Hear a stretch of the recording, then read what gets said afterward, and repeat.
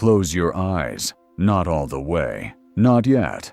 Just let them go soft. Let the edges of the room blur a little. Let the weight of the day start to pull your shoulders down. You don't have to do anything right now. You don't have to solve anything. You don't have to be anywhere. You just have to listen, because I want to take you somewhere. Not far. Not in miles, anyway. You won't be leaving this room. But in time, we're going to travel a long way together. Farther than any airline can take you. Farther than any road you've ever driven. We're going back 7 million years, and then further still, 66 million years back, to the moment when the stage was first set for everything that followed. This is the story of you. Not just you personally, though you are absolutely in this story. It's the story of every person who ever lived, every face that ever looked up at the same stars you've seen on clear nights, every pair of hands that ever held a child, or built a fire, or pressed a palm flat against a cave wall to say, I was here. I existed. I mattered. That impulse, that ancient aching need to be witnessed, is as old as we are. Older, maybe. And tonight, very slowly, we are going to trace it all the way back to the beginning. There's no rush. We have 7 million years to cover, and we are going to take our time. So breathe out. Let your body sink into wherever you're resting. Let the muscles in your face go loose. The story begins with fire from the sky. It was, by any measure, the worst day in the history of complex life on Earth. 66 million years ago, on an ordinary afternoon above what is now Mexico's Yucatan Peninsula, the sky stopped being blue. A rock roughly 6 miles across, wider than Mount Everest is tall, had been drifting through space for billions of years, minding its own business in the way that rocks in space tend to do. And then, in the span of a few seconds, it wasn't minding its own business anymore. It hit. The impact released energy equivalent to 10 billion atomic bombs detonating simultaneously. The rock itself didn't just land, it essentially vaporized, converted almost entirely into heat and light and pressure in an instant so violent that it briefly created surface temperatures hotter than the sun. The shock wave moved through the ground faster than sound moves through air. Hundreds of cubic miles of rock were hurled into the upper atmosphere, not as dust, but as molten droplets that rained back down across the entire planet as superheated glass beads, igniting wildfires on every continent simultaneously. And then came the darkness, the soot, the sulfur compounds, the pulverized rock. It blanketed the sky in a shroud so thick that sunlight couldn't reach the surface. Not for days, not for weeks, for years. Photosynthesis stopped, plants died, then the things that ate plants died, then the things that ate those things died. The food chains that had sustained complex ecosystems for over 100 million years simply collapsed, link by link, from the bottom up. Roughly 75% of all species on Earth went extinct. The non-avian dinosaurs, those magnificent, terrifying, utterly dominant animals that had ruled every continent for 165 million years, were finished. And in their sudden, enormous absence, something small began to stir. Mammals had been here the whole time, of course. For most of the Mesozoic era, they'd been the background, the supporting cast, the extras in a world where the stars were all reptilian. Most Cretaceous mammals were tiny, shrew-like creatures, nocturnal, insect-eating, hiding in burrows and crevices, coming out only when the dinosaurs weren't around. They weren't the biggest, weren't the fastest, didn't have the sharpest teeth or the most impressive claws. They survived by being easy to overlook. And then, the thing that made you easy to overlook stopped mattering. Within 10,000 years of the impact, which is essentially overnight in geological time, mammal diversity began exploding into the suddenly vacant ecological niches, into the empty roles left by the vanished giants. Small, warm-blooded, furry creatures began radiating outward.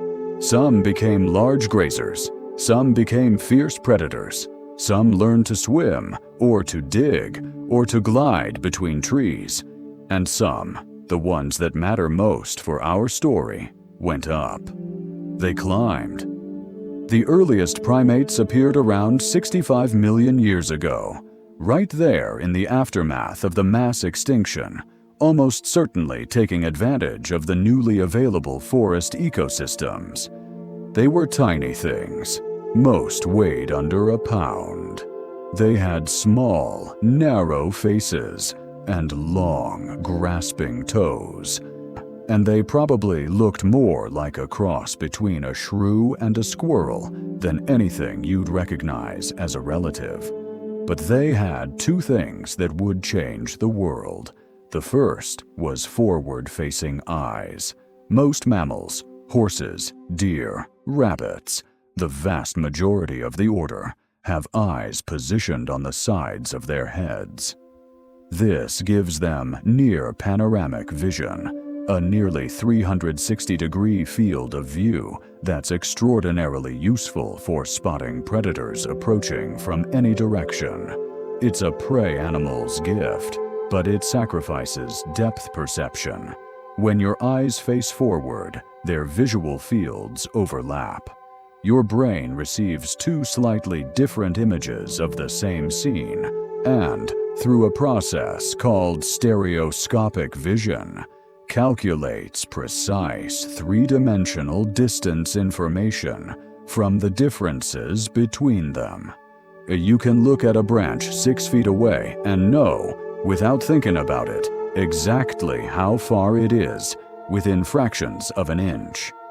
In a world of three-dimensional tree canopies, where one miscalculated leap means a 40-foot fall and certain death, this isn't just useful, it's everything.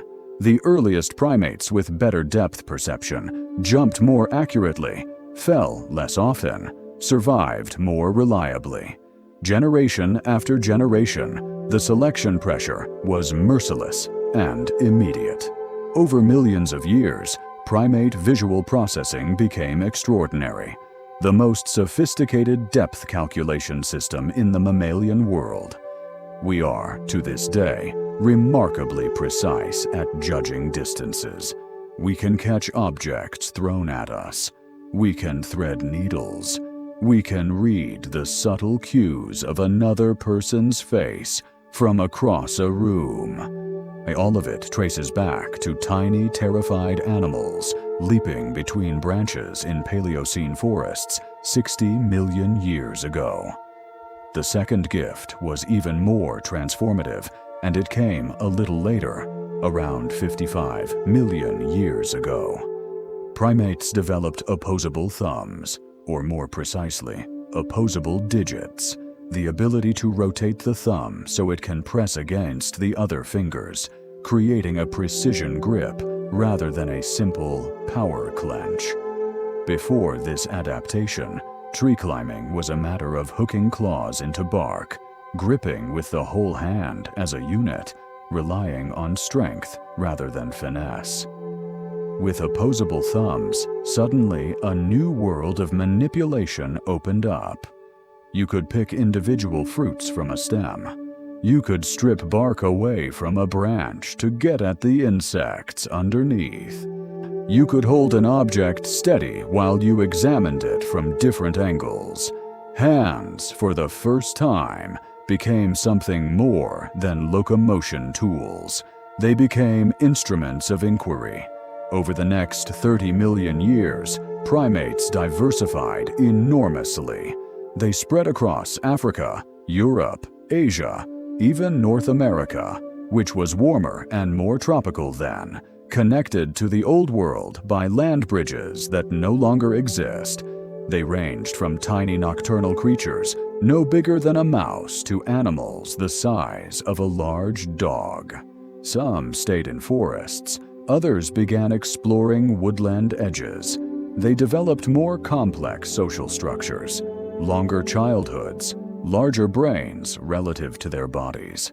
And then, around 30 million years ago, the climate began to shift. Global temperatures dropped, forests contracted, and out of the remaining primate diversity, a new group emerged. Larger, more cognitively complex, distinguished most importantly by the absence of something rather than its presence. They had no tails. These were the earliest apes. And in the forests and woodlands of a cooling, fragmenting Africa, they were about to begin the long walk toward becoming us. Close your eyes a little more. Imagine those early forests, green, warm, endlessly branching, filled with sound. The story is just beginning. We have a long, quiet journey ahead.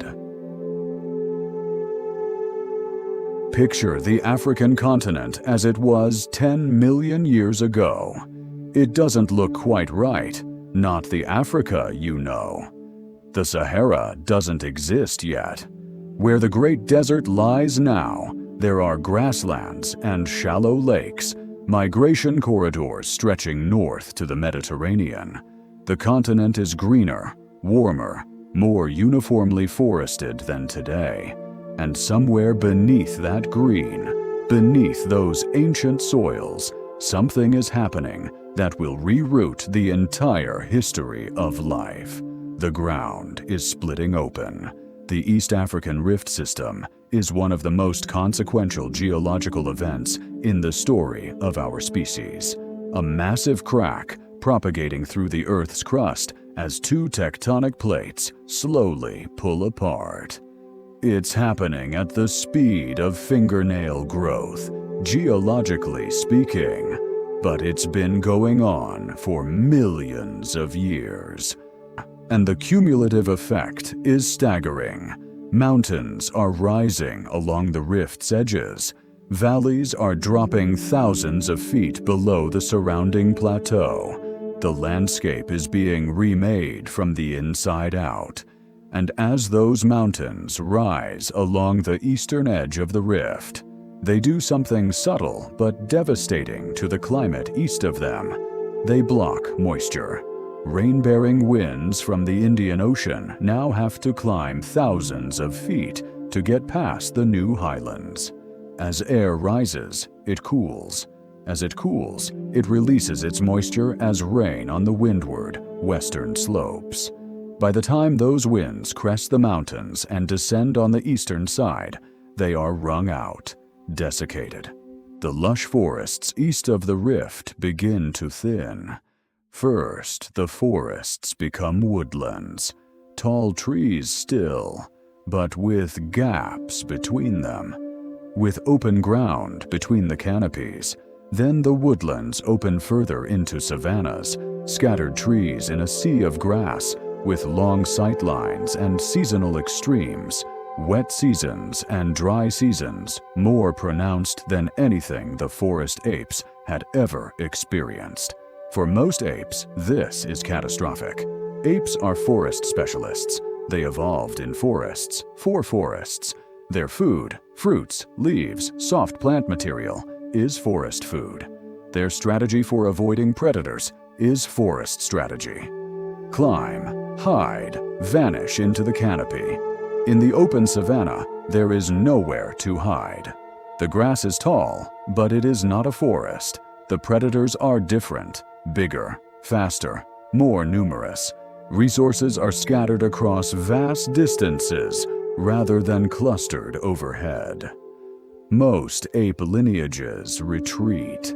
They follow the receding forests westward and southward, contracting their ranges, specializing ever more tightly for the forest environments they know.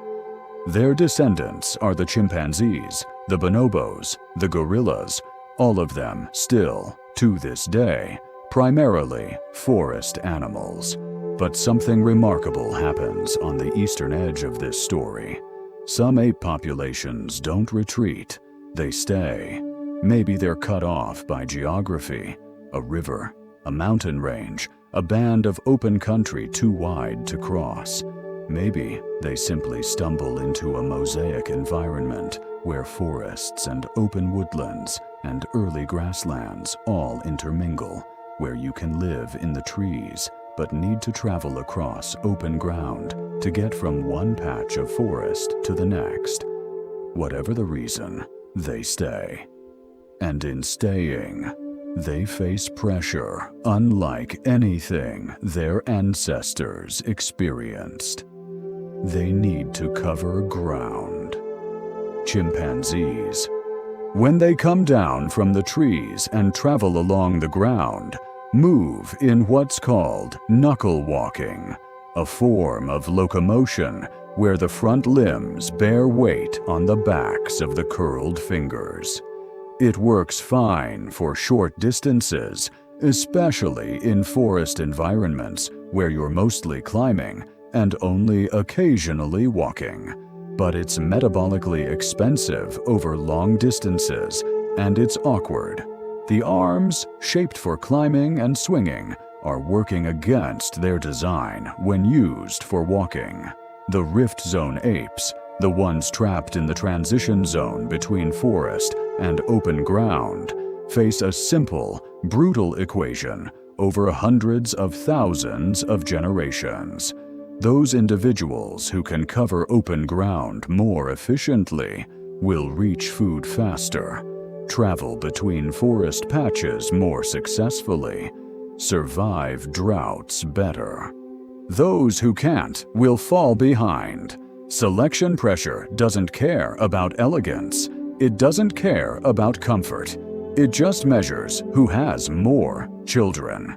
And so, gradually, incrementally, over spans of time that make human history look like an afternoon, something begins to change in the way these apes move. Their spines begin to straighten, their pelvises begin to tilt and reorient, shifting weight differently. The position of the skull atop the spine begins to shift.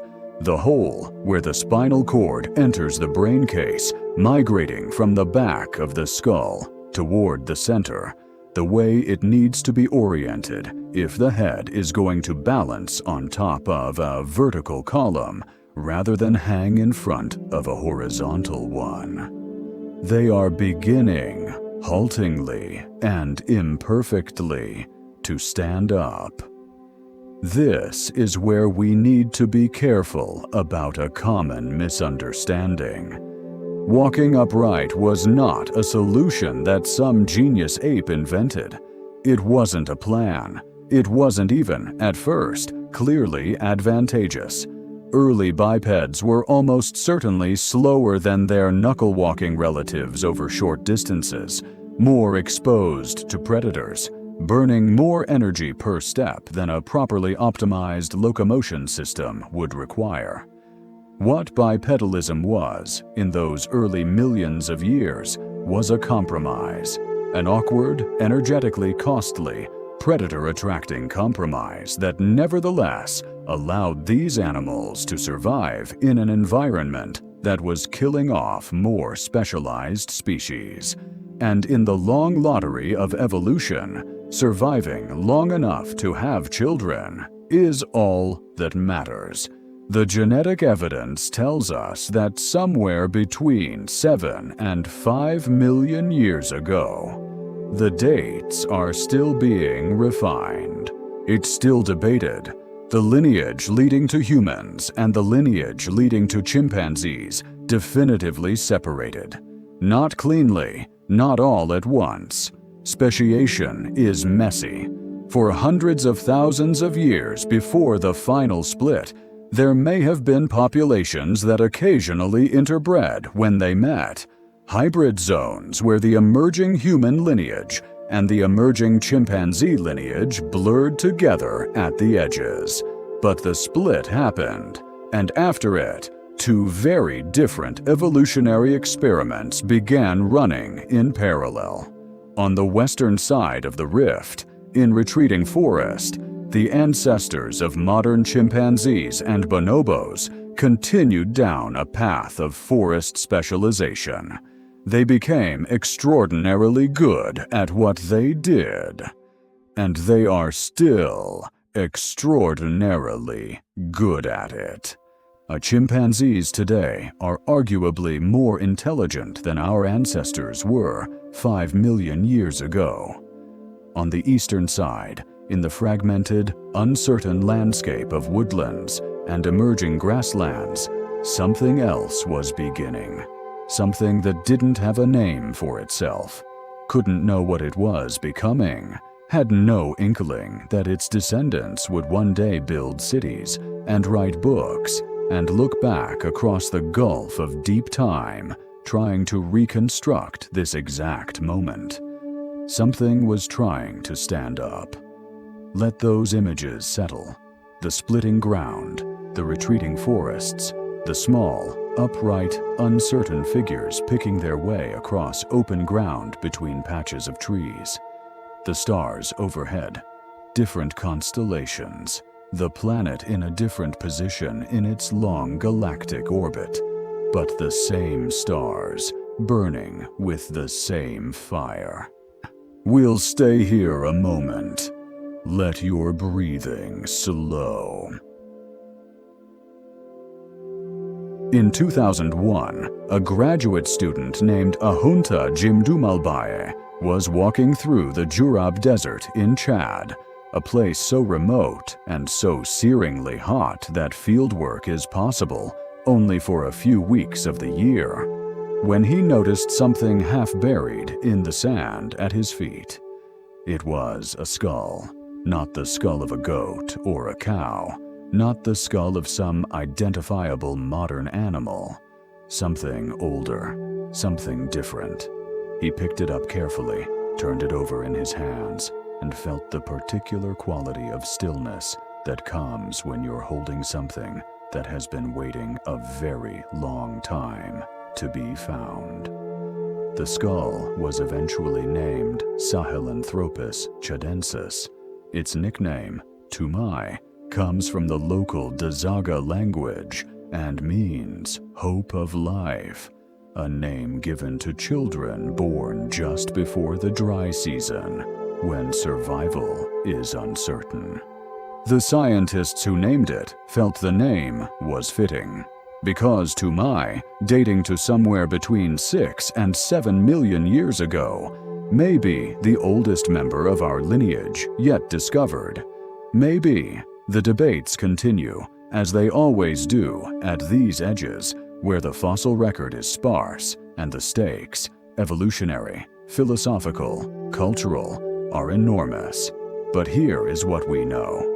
Tumai's skull shows a strange, contradictory combination of features. The brain case is small, roughly chimpanzee-sized, around 360 cubic centimeters. The brow ridges are heavy, pronounced, projecting above the eye sockets in a way more reminiscent of an ape than anything we'd call human. The face is relatively flat, which leans the other direction. And most intriguingly, the foramen magnum, the hole at the base of the skull where the spinal cord passes through, appears to be positioned more toward the center of the skull's base than toward the back. That positioning matters enormously.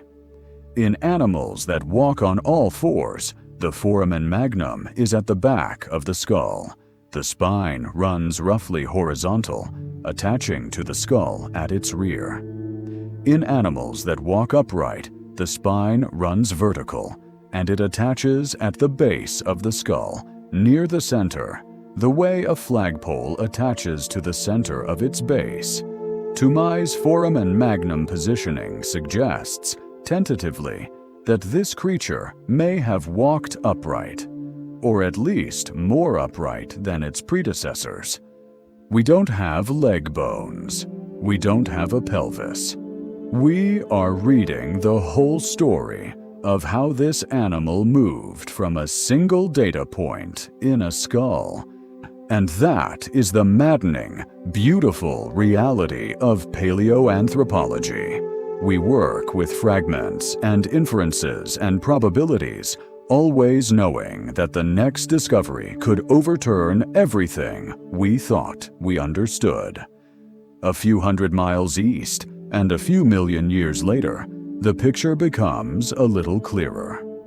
Ardipithecus ramidus, nicknamed Ardi, is one of the most extraordinary fossil finds in the history of paleoanthropology, and also one of the most underappreciated outside scientific circles. Discovered in Ethiopia's Afar region in the 1990s, Ardi dates to around 4.5 million years ago. Her skeleton, we refer to her as female based on body size, is roughly 40% complete, which in a species this old is almost miraculous. What Ardi shows us is a creature caught precisely between two worlds. Her brain is still small, not significantly larger than a chimpanzee's. Her canine teeth are smaller than a chimpanzee's, which tells us something important about her social life. In apes, large canines in males are primarily display weapons, used to intimidate rivals during competition for mates. Smaller canines suggest reduced male-to-male aggression, a shift toward a social structure where cooperation rather than raw dominance plays a larger role. Her pelvis is strange, different from both an ape's and a modern human's. It shows modifications that suggest she could walk upright, but probably in a way quite different from how we walk. Less efficient, more swaying, more energetically costly. She was not a graceful biped. She was an experiment. Her foot is perhaps most telling of all. She has an opposable big toe. Like an ape, a grasping toe designed for wrapping around branches, but the rest of her foot shows modifications toward bipedal weight-bearing. She could climb trees. She was still, regularly, in the canopy, but she was also, regularly, on the ground. The forests where Ardi lived were not the open savannas we sometimes imagine our ancestors inhabiting. They were wooded, mixed environments, trees and clearings, shade and open sky. She was not a plains dweller forced out of the forest. She was a mosaic creature, living a mosaic life. This tells us something we sometimes forget when we imagine human evolution as a triumphant march from trees to savanna. The transition was not a one-time event. It was not a decision. It was a gradual, partial, reversible, deeply ambiguous process that played out over millions of years, with individual creatures living lives that straddled different environments simultaneously. Ardi wasn't marching toward humanity. She was just trying to find enough to eat, avoid enough predators, raise enough children to carry her genes forward one more generation. That she was an ancestor, or very close to one, is something she could never have known. Between Ardi at 4.5 million years and Toumai at perhaps 7 million years, there is a gap. There are other species we've found in that gap. Orrerin tuganensis in Kenya, dating to around 6 million years ago, showing femur evidence suggesting bipedalism. The record is fragmentary, tantalizing, maddeningly incomplete, but the outline is clear enough to read. The transition from ape to hominin, the crossing of the threshold into the human family, was happening in East Africa across this period, driven by climate change, shaped by geography, expressed in the gradual reorganization of bodies toward upright walking. It was not glorious, it was not fast, it was not inevitable. It was just survival, generation by generation, in a world that was slowly, relentlessly changing. Rest in that thought for a moment. 7 million years of small steps, 7 million years of ordinary lives, of sunrises and hungers and small dangers, and the quiet satisfaction of finding food. The grandeur comes later. For now, just survival. Just the next morning. Let your eyes close a little more. November 24th, 1974. The Afar Depression, Ethiopia. It was late afternoon, the sun already dropping toward the horizon and losing its killing edge. Donald Johanson, a young American paleoanthropologist, was out in the field with a graduate student named Tom Gray. They'd been surveying a gully they'd already searched multiple times, finding nothing new. The logical thing, the tired, sensible thing, would have been to head back to camp, have dinner, sleep. Instead, Johanson suggested checking one more ravine. The rest is one of those stories that defines a scientific field. A fragment of arm bone, half buried in the rocky slope. Then another bone, and another. Within hours, Johanson and his colleagues knew they had found something extraordinary. Over the following 3 weeks, they recovered hundreds of bone fragments, representing roughly 40% of a single skeleton. It was a female. She stood about 3.5 feet tall and weighed perhaps 60 or 70 pounds. Her brain was small, roughly 400 cubic centimeters, not much bigger than a chimpanzee's. She died around 3.2 million years ago, cause unknown, somewhere in a landscape of open woodlands and scattered trees along the edge of what is now the Awash River. That night in camp, a recording of the Beatles' "Lucy in the Sky with Diamonds" was playing on a portable tape recorder, and so the most famous fossil in the world got her name. Lucy, Australopithecus afarensis, southern ape from the Afar. What made Lucy revolutionary, what still makes her remarkable half a century after her discovery, is not her brain size or her height, or even her completeness. It is what her skeleton tells us about how she moved. Look at her pelvis. In chimpanzees, the pelvis is long and narrow, oriented backward in a way that makes upright posture energetically expensive and biomechanically awkward. When chimps walk upright, they have to swing their entire upper body from side to side with each step, waddling in a way that costs far more energy than knuckle walking does. Lucy's pelvis is short, broad, and oriented differently. It is shaped specifically to support her internal organs while she stands upright, to transfer weight efficiently from her spine, through her hip joints, and down to her legs. It is not quite a modern human pelvis, but it is unmistakably in the same direction. Look at her knee joint. It angles inward, what anatomists call a valgus angle. This is the configuration that allows the foot to land directly beneath the body's center of mass with each step. Without this angle, you have to swing your leg out to the side to avoid hitting your other leg, which creates that characteristic chimp waddle. With it, you walk in a straight line, efficiently, with each step directly under your weight. Lucy didn't waddle. She strode. Look at her foot. What's preserved of it?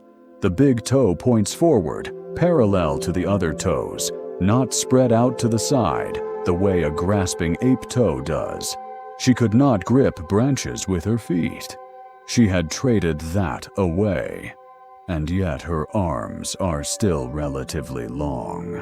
Her finger bones are slightly curved, suggesting to some researchers that she still spent time in trees, perhaps sleeping in them for safety at night, perhaps retreating to them when predators approached. Lucy was not quite us, but she was walking, committed, efficient, full-time walking. 2 years after Lucy's discovery, in 1976, Mary Leakey's team was working at Latoli in northern Tanzania when they found something that arguably surpassed even Lucy in its emotional impact. Footprints. In a layer of volcanic ash deposited 3.66 million years ago, ash from a nearby eruption, fine-grained and slightly damp when it fell. 3 individuals had walked. The ash hardened quickly around their footprints, and then another eruption buried everything in a protective layer of pumice and sediment. For 3.5 million years, those footprints waited in the dark. Mary Leakey uncovered 27 meters of trackway. They show a deep heel strike, a strong arch, a powerful push-off at the toes. They show a gait nearly indistinguishable from modern human walking, efficient, confident, terrestrial. And they show something else. At one point in the trackway, one of the 3 individuals, likely a smaller person, possibly a juvenile, appears to have paused and turned slightly to look over their left shoulder. We can read this in the footprints. A hesitation, a brief rotation of the foot, the kind of movement you make when something catches your attention and you turn to look at it. What did they see? What drew that sideways glance across the volcanic plain 3.5 million years ago? We'll never know. But the pause is there, preserved in stone. And it is among the most human things I've ever heard of. The Latoli trackway suggests that these weren't individuals plodding mechanically from point A to point B. They were moving through a world they were paying attention to, noticing things, responding to their environment. The hominin who paused and turned to look was present in the world in a way that carries echoes we still recognize. They walked together, those 3. A small group, moving across a gray volcanic landscape, the eruption that laid the ash probably still rumbling in the distance, the sky perhaps darkened with ash and haze. They walked together, and then the world covered their footprints, and then millions of years later, people who are in some sense their descendants uncovered those prints and stood very still, looking at them. Lucy's species, Australopithecus afarensis, was not alone. Africa between 4 and 2 million years ago was ecologically crowded with different hominins, different experiments in the basic upright walking body plan. There were more gracile forms and more robust forms. There was Australopithecus africanus, the Tong child found in South Africa in 1924, the first Australopithecine ever discovered, and the fossil that convinced the scientific world, slowly, painfully, against enormous initial resistance, that Africa was the cradle of the human family. There were the robust Australopithecines, Paranthropus boisei in East Africa, Paranthropus robustus in South Africa. These were remarkable creatures, upright walkers like Lucy, but with skull architecture dominated by enormous jaws and massive chewing muscles, built for processing the toughest plant foods, Roots, tubers, seeds, fibrous stems. They were specialists. They'd found a niche and filled it with remarkable anatomical commitment. Paranthropus boisse's skull has a ridge of bone running along the top, a sagittal crest, where enormous temporalis muscles attached. The molars are massive, flat, built for grinding rather than cutting. When Louis Leakey found the first specimen at Olduvai Gorge in 1959, he nicknamed it Nutcracker Man. The name is slightly misleading. The teeth were better suited for tough vegetation than actual nuts, but the spirit of it is right. This was a skull built around the demands of a very specific diet. For over 1 million years, these robust Australopithecines coexisted alongside the lineages that would eventually lead to us. They were not our ancestors. They were our cousins, our evolutionary contemporaries, living different lives in the same landscapes. And then, around 1.2 million years ago, they disappeared. The last Paranthropus robustus fossils fall silent. The last Paranthropus boisse goes quiet. We don't know exactly why.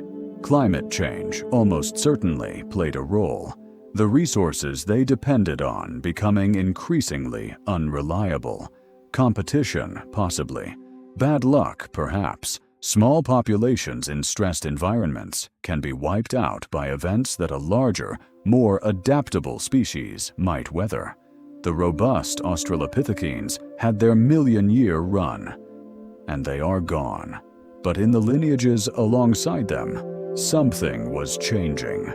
Brains, already slightly larger than chimpanzees, were beginning, very slowly, to grow. Something new was coming.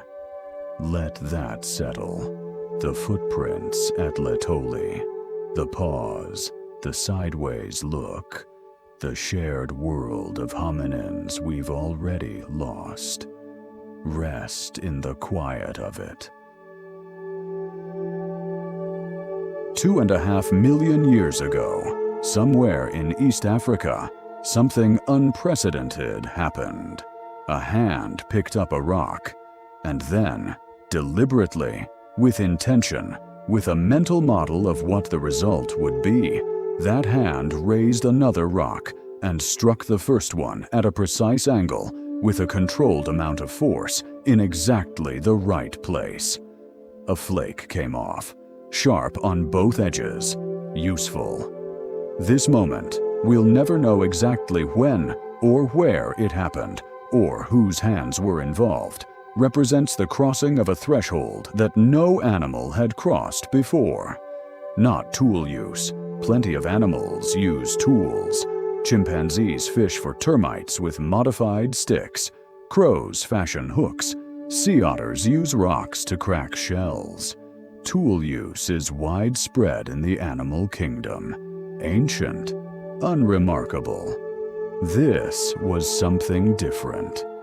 This was tool manufacture, the deliberate modification of a raw material to create an object with specific functional properties that didn't exist in the unmodified material, and it required a cognitive architecture that animal tool use generally doesn't. The ability to hold a goal in mind before the goal exists, to see potential in raw material, to plan a sequence of actions toward a future state you can envision but haven't yet created.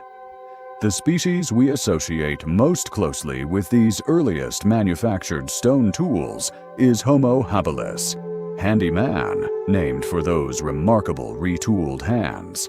Their fossils, found primarily at Olduvai Gorge in Tanzania, and at sites in Kenya and Ethiopia, date between roughly 2.4 and 1.4 million years ago. Habilis was still small, perhaps 3 to 4 feet tall, weighing between 70 and 100 pounds, and their brains, while larger than their Australopithecine predecessors, were still modest, roughly 600 to 750 cubic centimeters, compared to our nearly 1,400. But the change in brain shape was arguably more significant than the change in size. The regions of the Homo habilis brain associated with fine motor control had expanded. The regions associated with sequential planning, the neural architecture for doing this, then this, then this to achieve that, had grown. The brain was rewiring itself around new demands. The Oldowan tool industry, named for Olduvai Gorge, where many examples were first systematically studied, consists of what appear to be very simple objects: choppers, flakes, hammerstones. You can hold an Oldowan chopper in your palm and think, this is just a broken rock, and you'd be partially right, but you'd be missing the revolution it represents. To make an Oldowan chopper, you need to select the right kind of stone. Not all rocks fracture in useful ways, and the napper had to know which materials to seek out. You need to strike it at the right angle. You need to recognize when the resulting edge is sharp enough to be useful. You need to have some goal in mind that the sharpness serves. In site after site across East Africa, archaeologists find not just the tools, but the evidence of what those tools were used for. Animal bones with cut marks running along them, marks that show the careful, controlled scraping of stone against bone to remove meat. Bones that have been deliberately broken open in the specific way required to access marrow, the rich, fatty, high-calorie material packed inside long bones, inaccessible without tools. Homo habilis was eating meat and eating marrow, not primarily by hunting, their bodies weren't built for it, but by scavenging, moving in quickly after a predator made a kill, using sharp stone flakes to cut meat from the carcass faster than competing scavengers could, smashing bones for marrow before lions or hyenas could return. This was dangerous work. It required nerve. It required speed. It required the ability to read a landscape, to know where predators were, how long they'd been gone, how long before they'd return. And it required cooperation. While some individuals worked the carcass, others needed to keep watch. But the payoff was enormous. Meat is calorie-dense. Marrow is calorie-dense. Fat is calorie-dense. The shift toward a higher quality, more energy-rich diet, supplemented by gathered plant foods, but increasingly anchored by scavenged animal protein, is almost certainly part of what powered the brain expansion we see in Homo habilis. Bigger brains are metabolically expensive. The human brain, even today, consumes roughly 20% of our total energy budget, despite being only about 2% of our body weight. Without a dietary shift toward higher quality foods, the brain couldn't grow. Without the tools to access those foods, the dietary shift couldn't happen. It's one of evolution's elegant spirals. Tools led to better food. Better food supported bigger brains. Bigger brains made better tools possible. Better tools led to better food. And so the wheel turned. Something else was changing at this time. Something harder to see in the fossil record, but visible in indirect ways. Childhood was getting longer. We can read this in the growth rings preserved in fossil teeth, in the proportions of juvenile to adult specimens at archaeological sites, in subtle details of skull shape that change across development. Australopithecine children grew up relatively fast. reached sexual maturity relatively quickly, the way most non-human primates do. Homo habilis children were beginning to linger in childhood longer, not because of any policy decision, but because the increasingly complex cognitive and social skills required for survival in a tool-using, cooperative scavenging species couldn't be acquired quickly. You can't rush learning to knap flint. You can't rush the spatial awareness required to navigate a landscape full of predators and opportunities. You can't rush the social intelligence needed to function in an increasingly complex group. You need time. You need years of watching, imitating, practicing, failing, trying again. Longer childhood means more years of dependency, more resources invested in young who aren't yet productive members of the group. It's costly, but it's an investment in cognitive complexity, in the depth of learning that only time can provide. We are still, among all primates, the species with by far the longest childhood relative to our lifespan. The roots of that prolonged development were being laid in the tool-napping camps of Homo habilis 2.5 million years ago. In the shadows of that time, alongside Homo habilis, there are other shadows, Homo rudolfensis, possibly a distinct species, possibly a variant. The debates are ongoing. The fossil record from this period is fragmentary enough that we can construct multiple stories from it, which means we should hold all of them loosely. What we can say with confidence, by about 2 million years ago, the African landscape contained multiple types of hominins with varying brain sizes, varying tool use abilities, varying dietary strategies. Selection pressure was intense.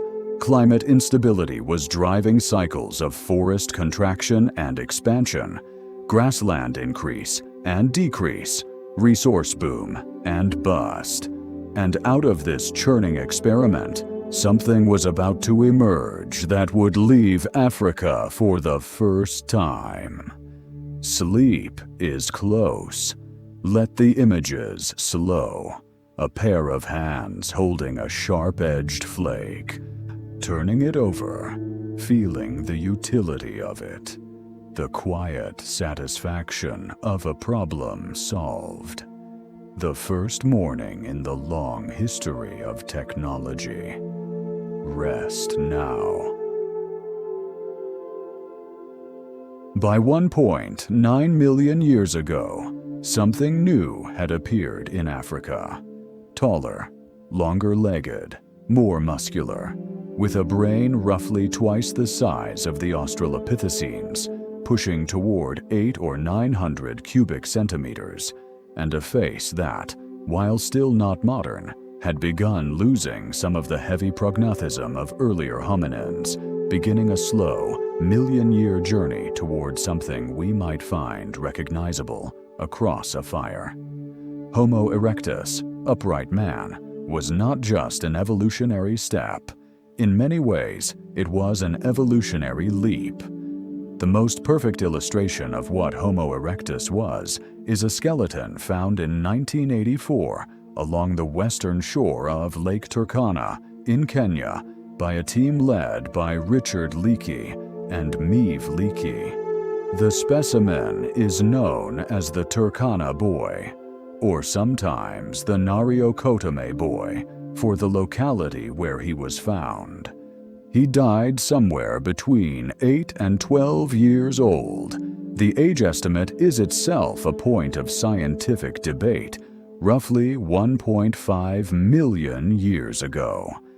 And when his bones were laid out for study, the researchers were looking at something that seemed almost impossible.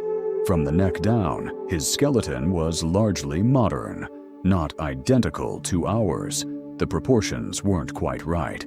The bones were more robust. Certain details of the joints and the spine differed, but broadly, unmistakably human. long limbs built for walking, narrow hips, a barrel-shaped chest. If you dressed him up and put him on a bus in a modern city, you might look twice, but you'd probably assume he was just an unusually large, muscular young man. From the neck up, the story was different. The skull showed the characteristic Homo erectus architecture, heavy brow ridges projecting above the eye sockets, a low, sloping forehead, a brain case that was larger than any hominin before, but still significantly smaller than a modern human's. The combination was striking: modern body, archaic head, a transitional form caught mid-becoming. What this skeleton tells us is that the Homo erectus body plan was committed, finally and completely, to terrestrial life. The long arms, the curved fingers, the grasping feet of the Australopithecines, all of that was fading. Homo erectus was not going back up into the trees. Their bodies were built for one thing: walking long distances, efficiently, across open ground. And walk they did. The spread of Homo erectus across Africa happened relatively quickly, on geological timescales, and then, in one of the most consequential events in the history of our genus, some populations walked right off the continent. Around 1.8 million years ago, Homo erectus appears in the fossil record at Dmanisi, in what is now the Republic of Georgia, a site of astonishing finds that has repeatedly challenged our assumptions about early human migration. The Dmanisi hominins predate all other known sites outside Africa by hundreds of thousands of years. They suggest that the dispersal out of Africa happened not in a single organized migration, but in a gradual, opportunistic drift.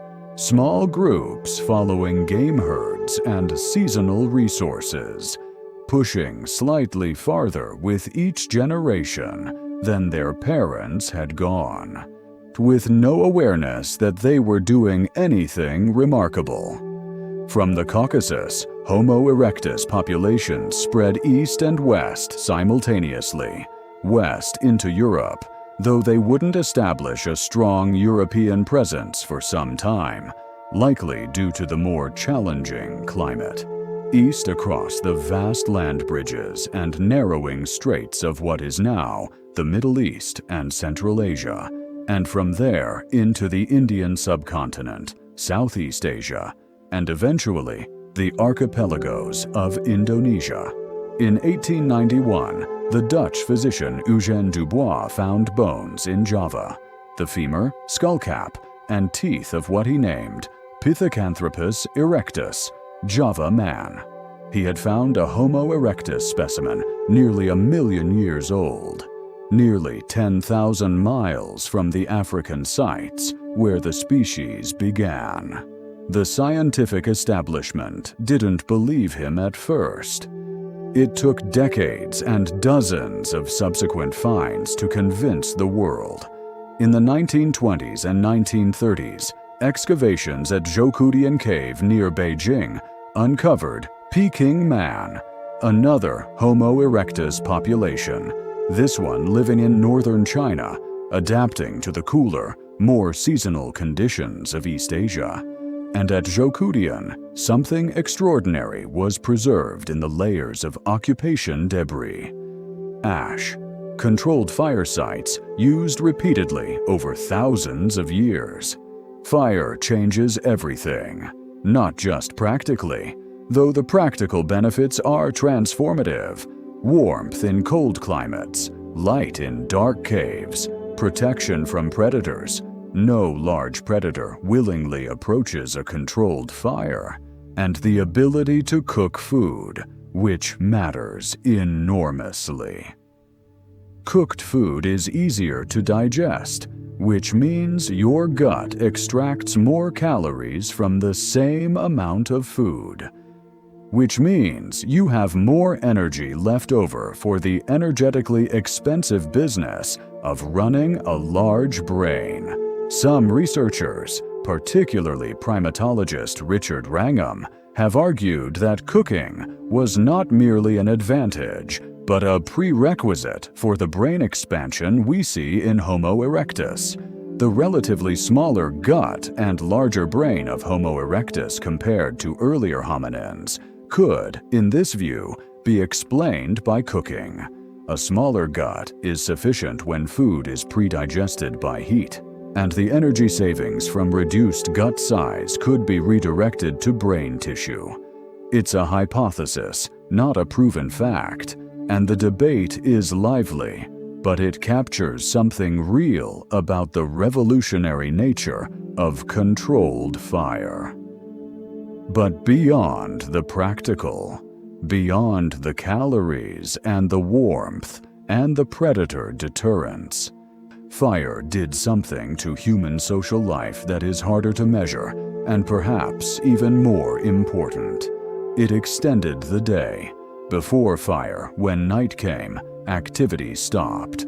Predators owned the dark. The only safe response was stillness, silence, sleep. With fire, the group could sit together after sunset, warm, relatively safe, with hours of empty time stretching before them. And in that time, they talked, or at least they communicated. They made sounds, they shared information, they told, in whatever proto-linguistic form was available to them, the events of the day. The campfire is the oldest classroom. It's where, over hundreds of thousands of years, the skills and knowledge accumulated by one generation were passed to the next. Where the stories that encoded survival information, where to find water in a drought year, which plants are poisonous, how to read the signs of a predator's passage, were told and retold until they became part of the cultural fabric of the group. Some anthropologists believe that language itself may have developed, or at least accelerated its development, around the campfire. That the long, quiet evenings of firekeeping created the conditions for communication to become more complex, more nuanced, more richly expressive. The Homo erectus hand axe, the Acheulean tool, named for the French site where examples were first systematically studied, appeared around 1.76 million years ago and persisted with remarkable consistency for over 1.5 million years across 3 continents. This is longer than our entire species has existed. The same basic teardrop-shaped, bifacially worked stone tool, produced in roughly the same way for 1,500,000 years. Is this evidence of cognitive limitation, of a species stuck in repetitive grooves? Almost certainly not. What it's evidence of is cultural transmission, the successful passing of a complex skill across more than 50,000 generations. Making a good Acheulean hand axe requires selecting the right stone, understanding how it will fracture, striking it at precisely the right angle with precisely the right force in a planned sequence that can involve dozens of individual blows. You cannot figure this out on your own. You have to be taught. You have to watch someone who knows, and then practice under guidance, and then practice more. The hand axe is a fossil of teaching. Each one is the physical record of a skill transmitted from parent to child, and from that child to their own children, across an unimaginable span of time. And then there is the evidence from Dmanisi that stops you cold if you let it. At that Georgian site, archaeologists found the skull of an elderly individual who had lost all but one tooth, not recently, not in the moments before death, but years before. All the other teeth showed significant bone resorption, meaning the individual had been toothless, or nearly toothless, for years before dying. Without teeth, you cannot eat raw food. You cannot tear meat, cannot crack seeds, cannot chew most plant material. You would starve within weeks. This individual lived for years after losing their teeth. Someone was feeding them, pre-chewing food, or processing it sufficiently softly that it could be consumed without teeth. Someone in that group of Homo erectus, 1.8 million years ago, looked at this toothless elder and felt that they should be kept alive, that they had value, that their continued presence was worth the resources required to sustain it. This is compassion. This is not yet language, not yet art, not yet religion, but it is care. It is the recognition that another individual's suffering matters.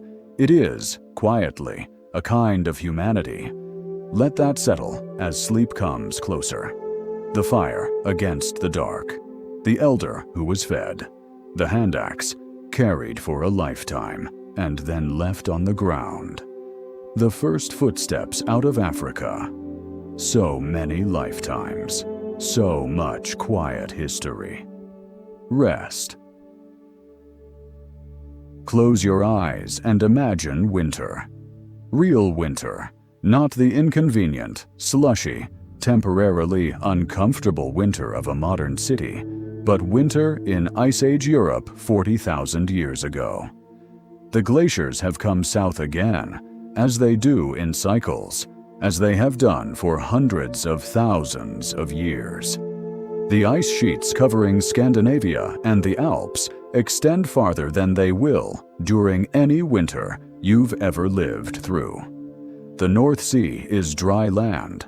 Britain is connected to France. The temperatures would be, by any modern human standard, brutal. Sub-zero for months at a stretch, with wind-driven cold that could kill an unprotected person in hours. In a cave mouth somewhere, perhaps in what is now Spain, or France, or Germany, or the Levant, or Central Asia, a fire is burning. And around that fire, there are people. Not quite our kind of people, but people. We have been wrong about Neanderthals for a very long time, and the correction is still, in some cultural corners, underway. The image of Neanderthals as dim, hunched, brutish cavemen, shuffling primitives whose extinction was simply the inevitable clearing away of lesser beings by superior ones, is thoroughly, comprehensively, embarrassingly wrong. Neanderthals, Homo neanderthalensis, emerged from European and Western Asian Homo heidelbergensis populations between 300 and 400,000 years ago, shaped by hundreds of thousands of years of adaptation to Ice Age conditions. They were stocky, shorter legs relative to their torsos, wider bodies that retained heat more efficiently, larger noses that warmed and humidified frigid air before it reached their lungs. Their bones were thick, dense, carrying evidence of extraordinary muscularity. Studies of Neanderthal bone cross-sections suggest they were significantly stronger than modern humans on average, built for the kind of close-range physical engagement required to bring down large Ice Age mammals at arm's length. Their brains were, on average, larger than ours. Not slightly larger, significantly. The average Neanderthal brain volume was around 1,600 cubic centimeters. Modern humans average around 1,400. Whatever the cognitive differences between us, and the evidence increasingly suggests those differences were smaller than we once assumed, it was not brain size that distinguished them.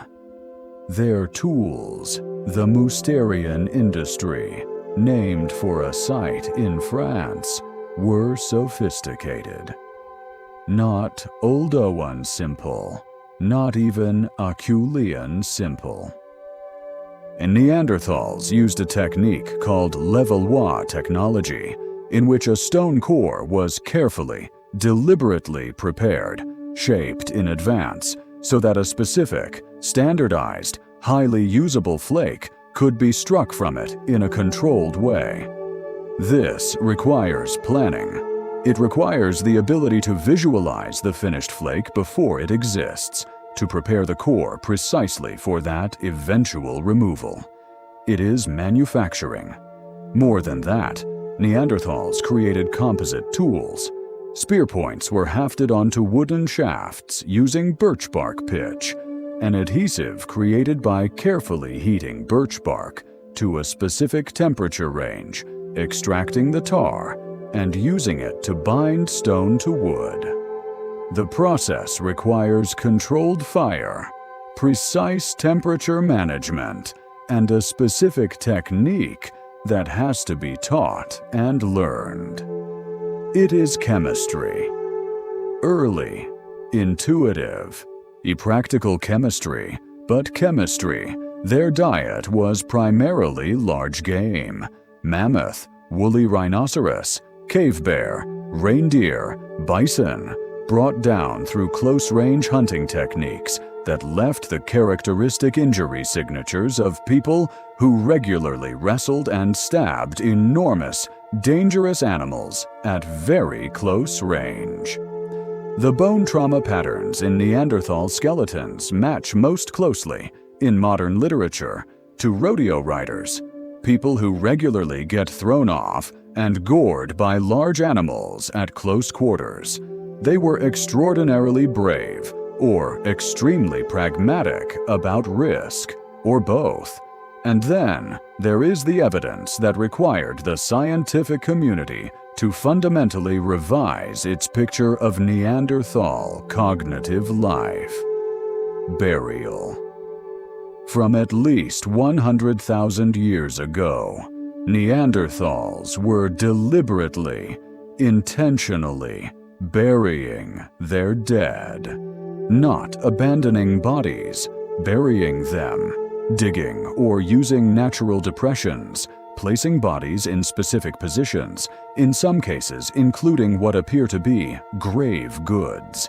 At Shanidar Cave in Iraq, a Neanderthal burial was found with pollen concentrations around the body, leading to the initial interpretation that flowers had been placed with the dead.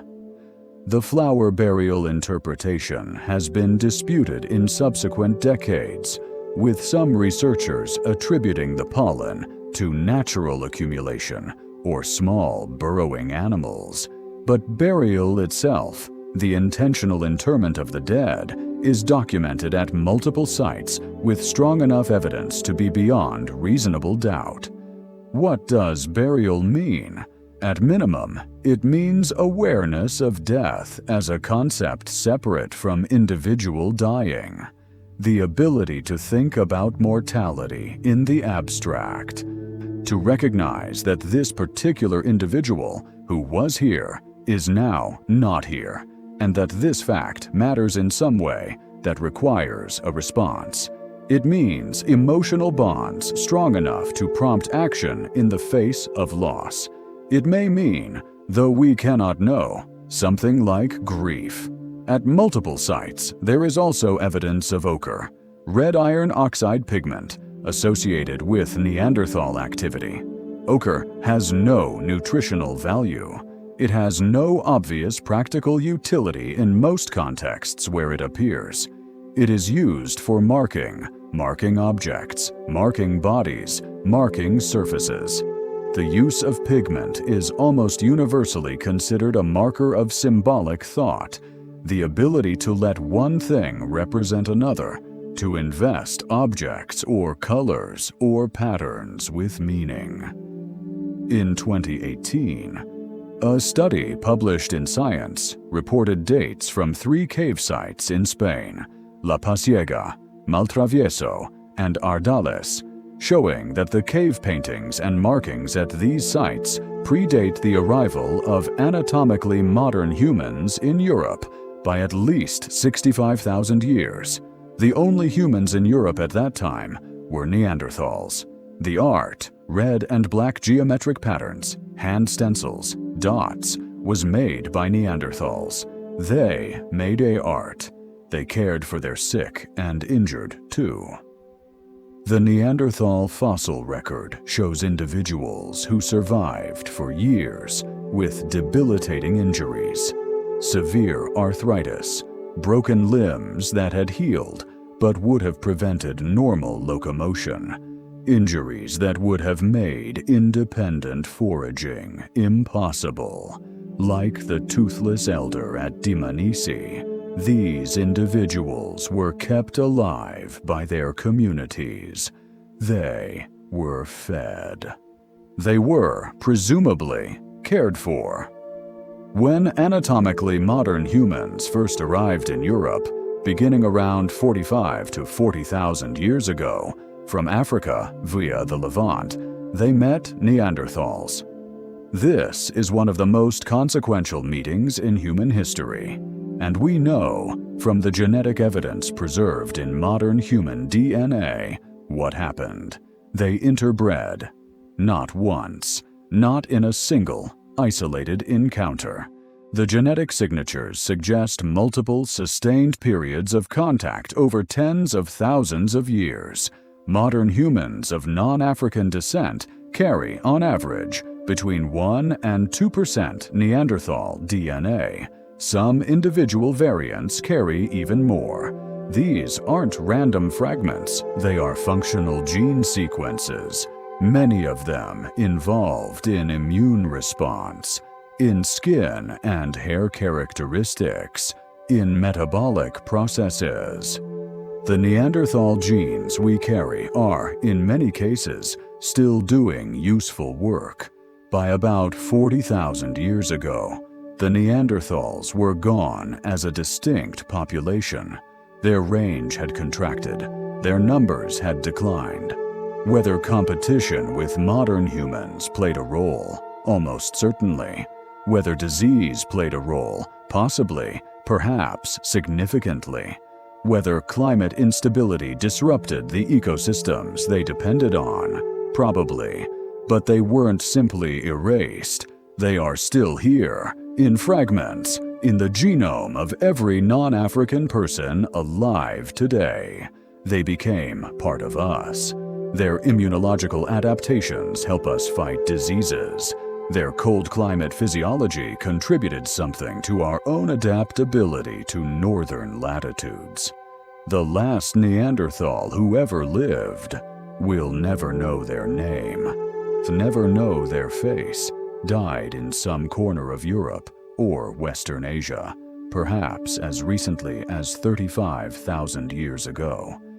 They were the last of a lineage that had persisted for 350,000 years, that had painted caves and buried their dead, and kept their elders alive and hunted mammoths in conditions that would kill most modern humans.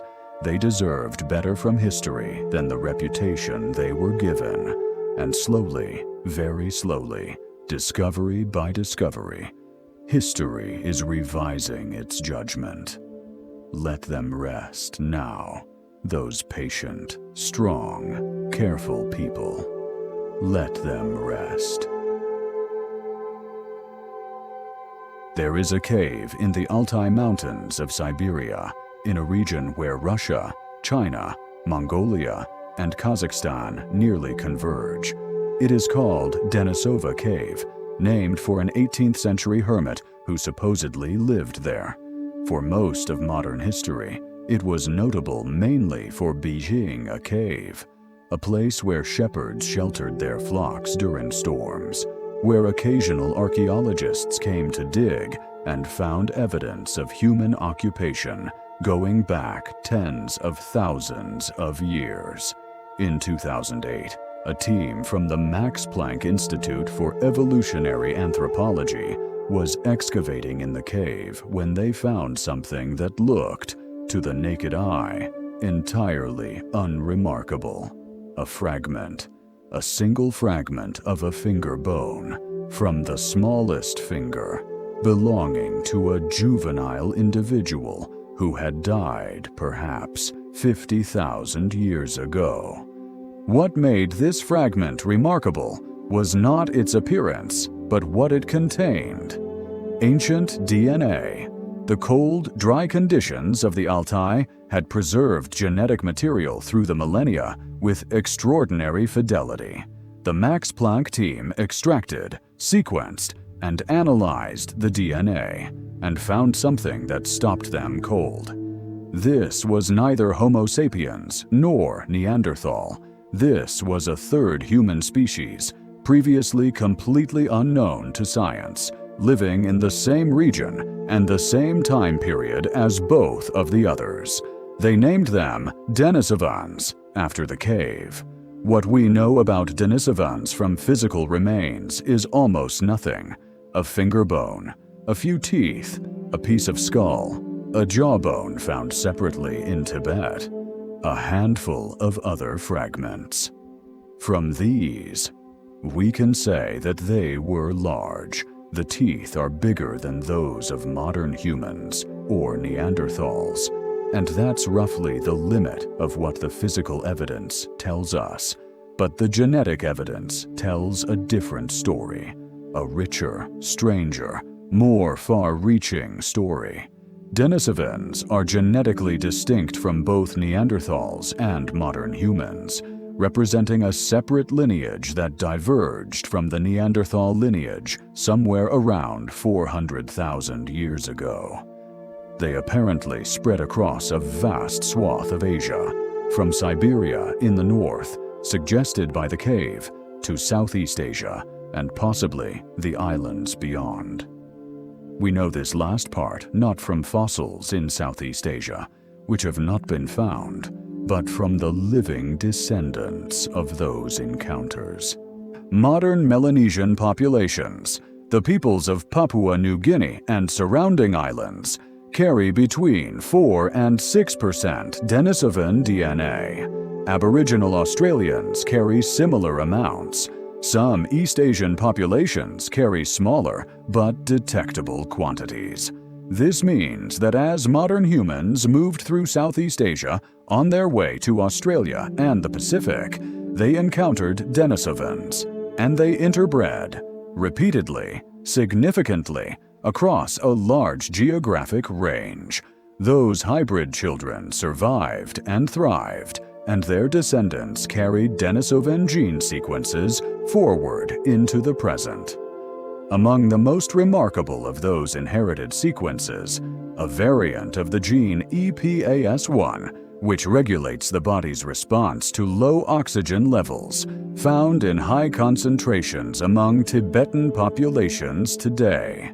This variant allows Tibetans to function at high altitudes, above 14,000 feet, where the air contains roughly 60% of the oxygen at sea level, without the chronic mountain sickness that would debilitate most other humans.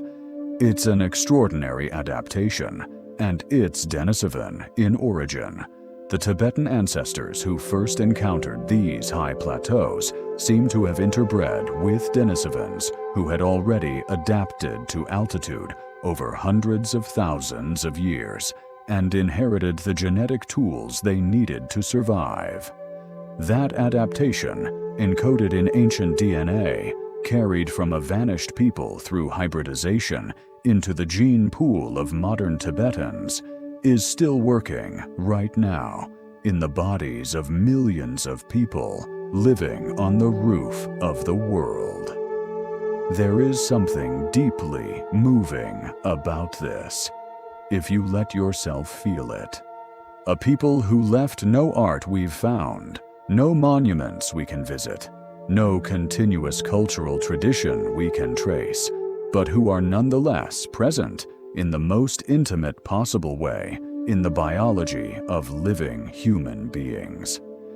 The Denisovans left us their altitude genes. They left us pieces of their immune system.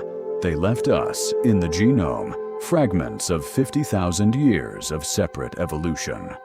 They are not gone. They are us, partly. And then there are the Hobbits.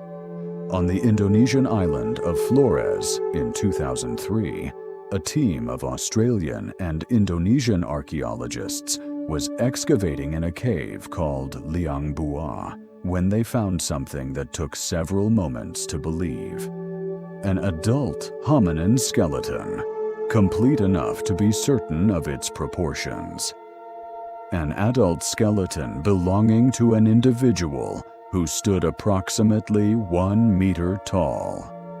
3 feet, 4 inches, the height of a modern 4-year-old. They named the species Homo floresiensis. Everyone else calls them the Hobbits. The Hobbits appear to have descended from a population of Homo erectus that reached Flores, probably during a period of lower sea levels when the distances between islands were reduced, though a water crossing was still required, perhaps as long as 700,000 years ago. Once isolated on the island, they underwent what biologists call island dwarfism, a well-documented evolutionary phenomenon by which large-bodied animals in isolated island environments with limited resources tend to evolve towards smaller body sizes over generations, since smaller individuals require fewer calories to survive and reproduce. But here is where the Hobbits become genuinely extraordinary.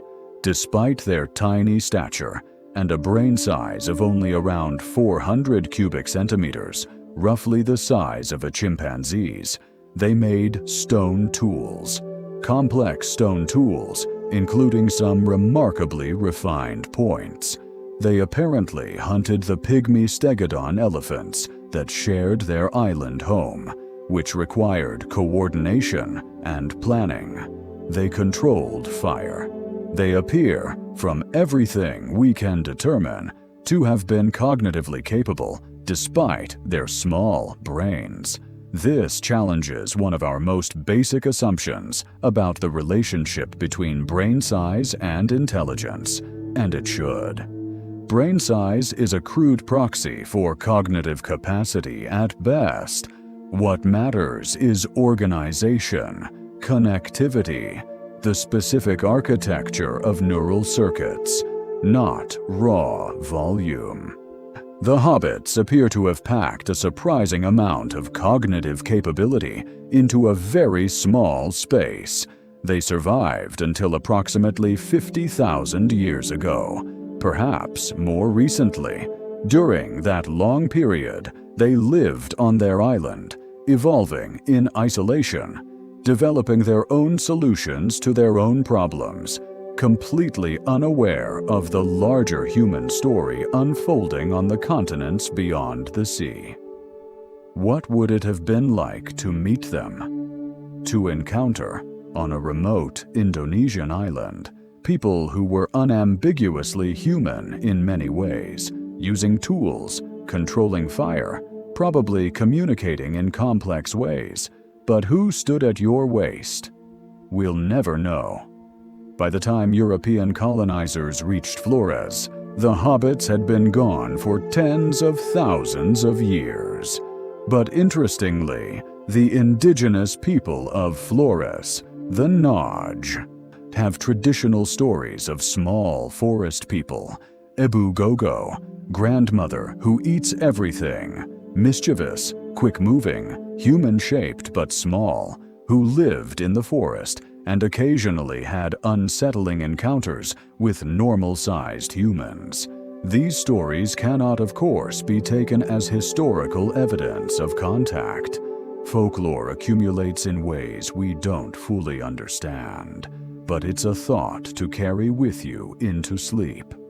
The possibility that the last of the Hobbits, the final generation on their island, when something brought their long isolation to an end, might have been remembered, might have been woven into the stories that people told their children long after the hobbits themselves were gone. We were not alone.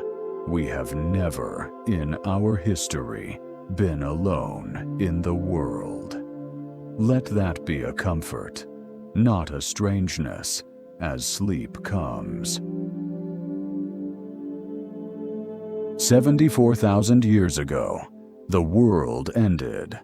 Not for everyone, not everywhere, and not permanently, clearly, since you are here to hear about it. But for Homo sapiens, a species that had existed for perhaps 250,000 years at that point, that had spread to various corners of Africa and possibly beyond.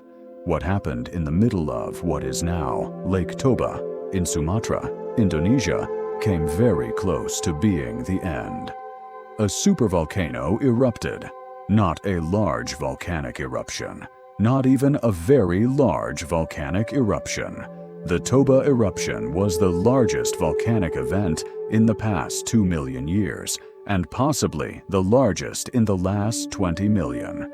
It ejected approximately 2,800 cubic kilometers of material, volcanic ash, sulfur dioxide, rock, superheated gas, into the atmosphere. Mount St. Helens, which devastated an enormous area of the American Pacific Northwest in 1980 and lives in memory as a catastrophic event, ejected about 1 cubic kilometer. Toba ejected 2,800. Within days, the sky across South and Southeast Asia was dark with ash. The finest particles circulated into the stratosphere and spread around the entire planet. Sulfur dioxide converted to sulfate aerosols that reflected sunlight back into space. Global temperatures may have dropped by anywhere from 3 to 15 degrees Celsius within months. The cooling persisted for years, possibly decades, as the stratospheric veil of aerosols and ash slowly settled. The plant life died back. Animals that depended on plants starved. Animals that depended on those animals starved.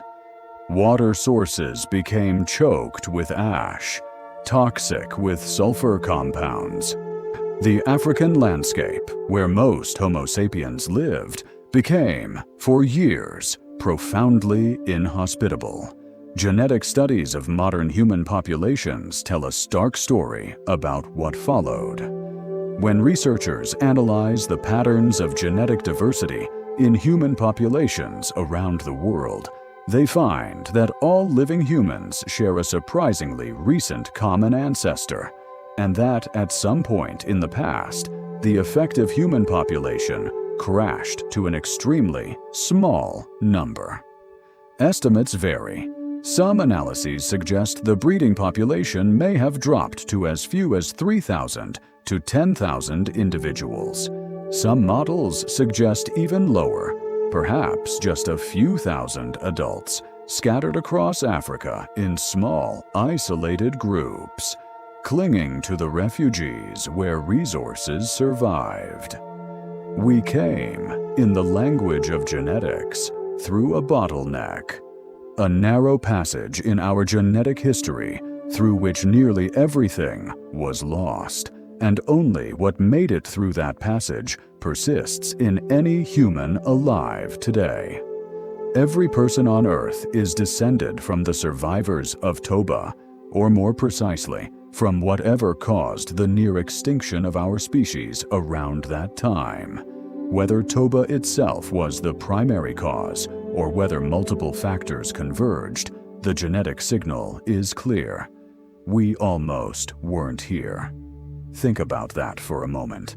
The entire human family, 8 billion people, every culture, every language, every art tradition, every religious system, every scientific achievement, every meal ever cooked, every song ever sung, every child ever born, descended from a few thousand people, who somehow made it through. The survivors weren't necessarily the strongest, or the most intelligent, or the most admirable in any way we'd recognize. They were the ones who happened to be in the right places, near enough to the coast to survive on shellfish when terrestrial food sources collapsed, near enough to rivers that remained uncontaminated, near enough to other survivors to maintain viable breeding populations. They were lucky, but they were also, in some ways, different, because the crisis that selection pressure creates is also a powerful accelerator of evolutionary change. When a population crashes to a few thousand, the genetic variants that remain are not a random sample of what existed before. They're whatever happened to be carried by the survivors. And the survivors of a crisis involving resource scarcity, climate chaos, and intense social stress are more likely to carry genes and cultural innovations that help with exactly those challenges. The genetic evidence also suggests that something important happened to human cognition in this period. The archaeological record shows a change, contested in its timing and nature, but real in the sophistication and diversity of human behavior around and after the Toba event. Tools became more refined. Symbolic behavior, the use of ochre, the creation of beads and other personal ornaments becomes more consistently represented. Long-distance exchange networks, evidenced by materials found far from their geological sources, appear more clearly.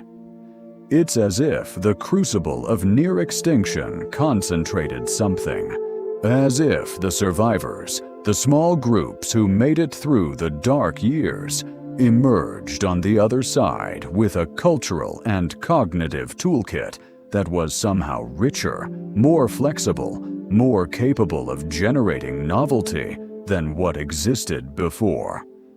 The philosopher who has thought most interestingly about this period, perhaps, is not a philosopher, but a novelist, the South African writer J.M. Coetzee, who in his novel Elizabeth Costello considers what it means to carry history in the body without knowing it. We carry Toba in our genes, in the relative lack of genetic diversity compared to other great apes, in the patterns of similarity and difference that link us all. We are the survivors' children. Every breath is downstream from that dark, volcanic winter. What got them through it? Cooperation. Almost certainly, cooperation. The groups that maintained internal cohesion, that shared resources effectively across individuals, that protected their most vulnerable members, that pooled information about where food and water could still be found, those groups survived. The ones that fragmented under stress, that descended into internal conflict over scarce resources, that failed to maintain the social bonds that made collective action possible, those groups didn't. And social bonds, in humans, are maintained by communication, by stories, by shared understanding of who we are and what we owe each other. The pressure of near extinction may have accelerated not just cooperation, but the cognitive and linguistic tools that make cooperation possible. From darkness, sometimes, comes something new. Let that be a thought to carry into sleep. The survivors at the edge of the world. The darkness passing slowly. The first morning after years of volcanic winter. And the small groups who were still there to see it. They were already, in some way, us. Rest now. Somewhere around 50,000 years ago, Give or take 10,000 years in either direction, the precise dating still debated. Something changed in how humans expressed themselves. It's tempting to call it a revolution. The archaeological record does show a flowering, an explosion of what we can only call creativity, tools that become more varied and refined, personal ornaments that multiply, evidence of long-distance exchange networks, and then, most dramatically, most unmistakably, art. In Chauvet Cave in southern France, created roughly 36,000 years ago, paintings cover the walls with a technical sophistication that astonished the scientists and artists who first saw them. Horses, lions, rhinoceroses, mammoths, rendered in charcoal and ochre with perspective, with shading, with a sense of movement and life that any contemporary viewer would recognize as genuine artistic achievement. One famous panel shows a herd of horses, their heads overlapping in a way that implies depth and motion, that suggests the artist understood not just what a horse looks like, but how to make a flat surface imply 3 dimensions. These weren't the first drawings ever made by human hands. Ochre use, the marking of objects and surfaces with pigment, stretches back well into the Middle Stone Age. Blombos Cave in South Africa has yielded ochre pieces with deliberate geometric engravings dating to 75,000 years ago. Perforated shells from 100,000 years or more ago suggest personal ornamentation, jewelry, among early African humans. But the European cave paintings are, by any measure, extraordinary. And they were made by people like us, anatomically modern, culturally complex, linguistically capable, who had followed the eastern route out of Africa, moved across the Middle East and Central Asia, and eventually pushed into a Europe that was, at the time, still dominated by Neanderthals.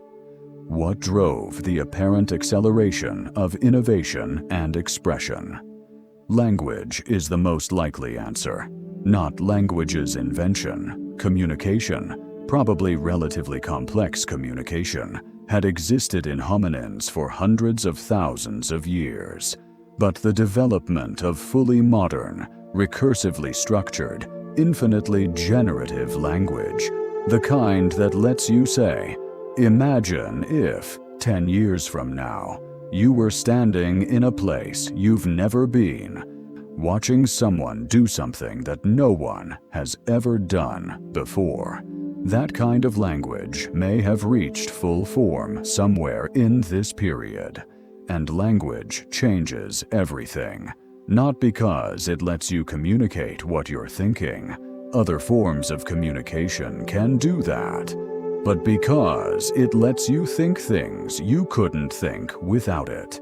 The capacity for fully recursive language, for embedding clauses within clauses, for referring to abstract concepts, for constructing hypotheticals about situations that don't and may never exist, is what allows humans to do something no other animal has managed: to build shared fictions, shared realities, stories about who we are, where we came from, what we owe each other, what the stars mean. The sociologist and historian Yuval Noah Harari has written compellingly about this capacity. They're calling it the cognitive revolution, the ability to believe in things that don't exist and to get large numbers of other people to believe in the same things simultaneously. Money exists because we all agree it does. Nations exist because we all agree they do. Gods, laws, corporations, rights, all of these are shared stories, and our willingness and ability to organize around them is what allows us to cooperate in groups of millions. But this capacity for shared fiction has older, quieter, more intimate beginnings. Before cities and nations and religions at scale, there were campfires and stories.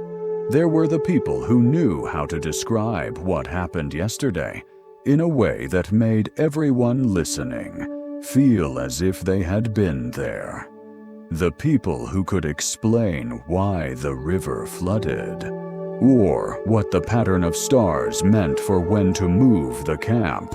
The people who could carry a map of the entire known territory in their heads and share it in words. The cave paintings may be where we most clearly see the modern human mind. Not because they're beautiful, though they are, achingly so, but because they reveal the deep human need to make meaning visible, to take the inside of the mind and put it on the wall, to say, "This is what I see when I close my eyes. This is what matters to me. This is what I want you to know." The handprint stencils are the most moving to me, personally. You find them across dozens of cave sites in Europe and Indonesia. These outlines of hands pressed against stone walls, defined by pigment blown around them. A person pressed their hand against the rock. They blew ochre or charcoal around it. And then they stepped back and looked at the outline of themselves on the wall. An image, an echo, proof of a life. I was here. That impulse, to be witnessed, to leave a trace, to say to whatever future might exist. Someone stood in this place and reached out their hand, is as human as anything we've ever done. It's the same impulse that drives people to write their names on ancient monuments, to leave comments in guest books, to keep diaries, to send messages in bottles, to tell stories. The tools were getting better, too. The Upper Paleolithic and its equivalent in Africa, the later Stone Age, brought innovations in tool production. Blade technology allowed knappers to produce many more cutting edges from a single stone core. Microliths, tiny, precisely made stone tools, often mounted in composite weapons and implements, appeared. A bone and antler were worked into needles, awls, fishhooks, harpoons. Sewing appears in the archaeological record, suggesting fitted clothing, not just hides draped over bodies, but garments shaped to bodies, insulated, wind-resistant. Long-distance exchange networks become clearly visible in the archaeological record of this period. Raw materials, especially high-quality stones for tools, appearing at sites hundreds of kilometers from their geological sources. This implies not just long-distance travel, but social structures that supported exchange, relationships between groups, obligations of hospitality and reciprocity, the negotiated protocols of meeting between people who were not immediate kin. Trade is social. Trade is trust. Trade requires the ability to say, "I will give you something now, and you will give me something later." And we both understand that this agreement exists even though we cannot both be in the same place at the same time. It requires, in other words, shared fiction, shared stories about what we owe each other. The modern human mind was fully operational, and it was about to take on the world. Let sleep come on that image, hands against a cave wall, light from a fire, the smell of ochre and charcoal, someone making something beautiful in the dark, and another person watching, and both of them knowing that the image would last longer than either of them would. Rest in that. Here is a thing that the science of the last 20 years has made perfectly clear, that the science of the century before had assumed was impossible, and that changes, in a quiet but profound way, how we understand what it means to be human. We are not one thing. We never were. The emergence of ancient DNA analysis, the ability to extract and sequence genetic material from fossil bones tens of thousands of years old, has been one of the most transformative developments in paleoanthropology in the last 2 decades. What it has revealed, cumulatively, is a picture of human prehistory far more tangled, more richly interconnected, more biologically complex than anyone had imagined. Svante Pääbo, the Swedish geneticist who led the Max Planck Institute's ancient DNA program for decades, was awarded the Nobel Prize in Physiology or Medicine in 2022 for this body of work, when Pääbo's team sequenced the Neanderthal genome and compared it to modern human genomes in 2010, they found something that initially seemed like a technical error. Modern humans of non-African descent had small but clear and consistent Neanderthal DNA components, between 1 and 2%, not random noise, not contamination, real, functional gene sequences of Neanderthal origin, present in every non-African person alive today. They interbred. We've known this now for more than a decade, but the full implications are still being worked through. The interbreeding happened multiple times, in multiple places.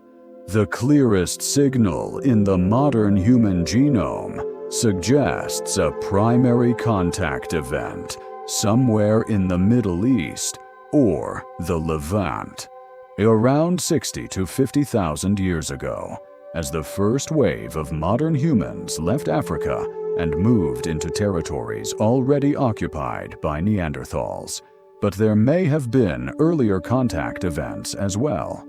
There is evidence, contested but not dismissed, of modern human DNA in some Neanderthal specimens, suggesting the flow of genes went in both directions and over a longer period than a single contact event would suggest.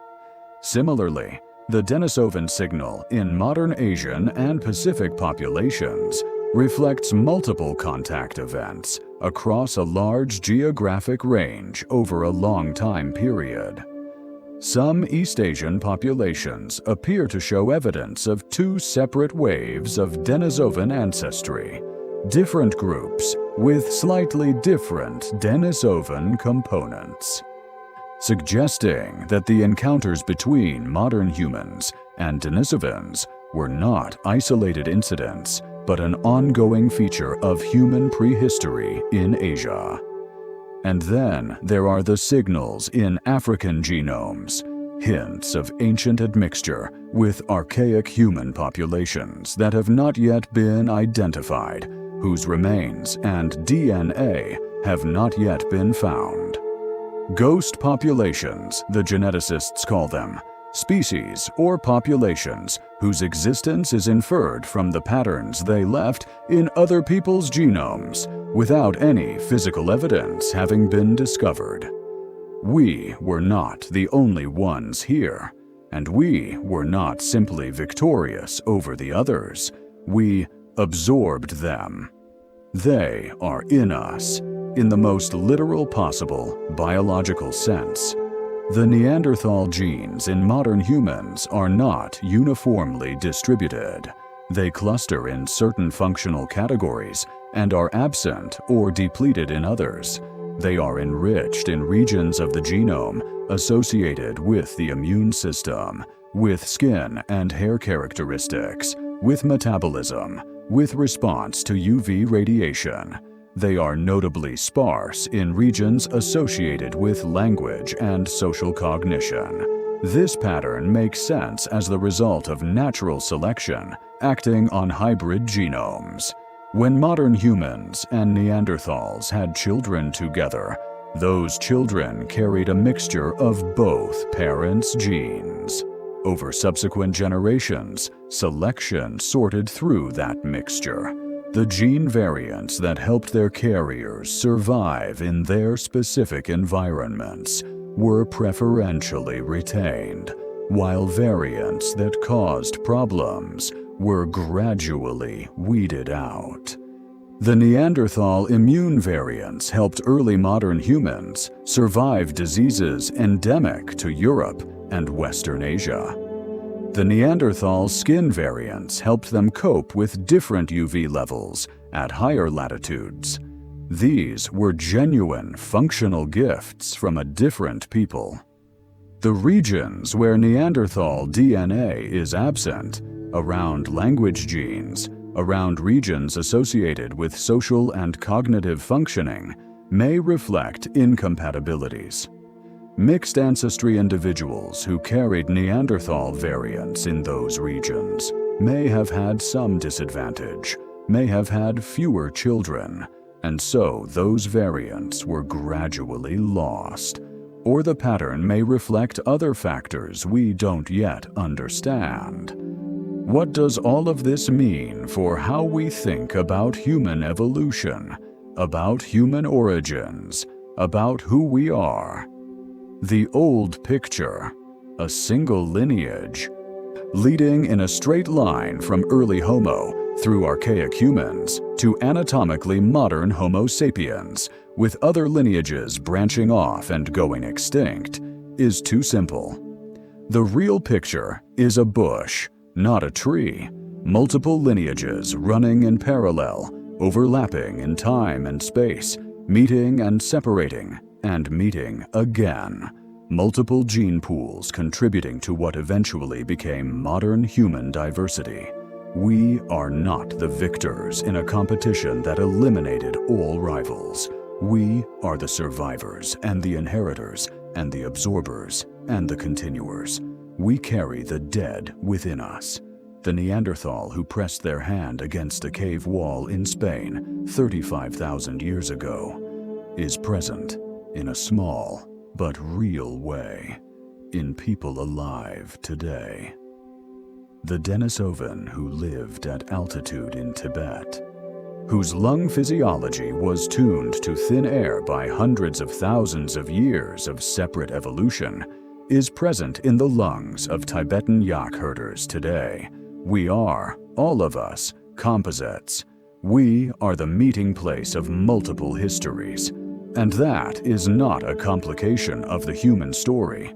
It is the human story. Let that sit in you as you rest. The idea that your body is not just yours, not just your recent ancestors, that somewhere in your genome, in the molecular legacy of all the encounters and meetings and minglings of tens of thousands of years, there are echoes of people we barely know. People who painted caves and buried their dead and cared for their toothless elders and watched the same stars you've seen. They are still watching. Rest.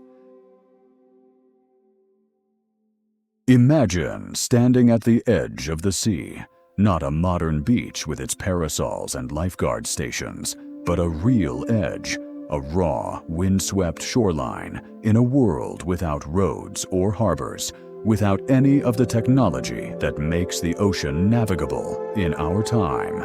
Just you and the water, extending in every direction until it meets a horizon that tells you nothing. No GPS, no charts, no certainty that there's anything on the other side. Now imagine getting on a boat. That was what the people who first reached Australia did, somewhere around 65,000 years ago. Possibly earlier. The dating evidence continues to be refined and contested, but 65,000 is a reasonable current estimate. They crossed from what is now Indonesia, though the geography was different then.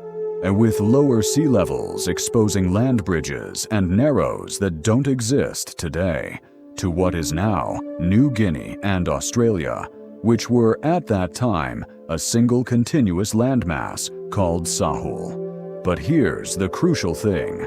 Even at the lowest sea levels of the last glacial maximum, Sahul was separated from the Asian landmass by open ocean. There was no land bridge. There never was. The people who reached Australia had to cross water, a minimum of perhaps 40 to 50 miles of open sea, possibly considerably more, depending on the exact route. This means they had watercraft, not necessarily large, sophisticated vessels.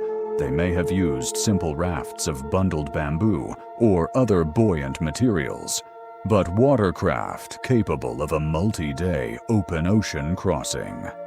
It means they had the navigational ability to maintain direction across open water when there was no land in sight. It means they had the social organization to mount a crossing in sufficient numbers to establish a viable founding population on the other side. Maritime technology, celestial navigation, collective planning, all of it at least 65,000 years ago, tens of thousands of years before the oldest European cave paintings.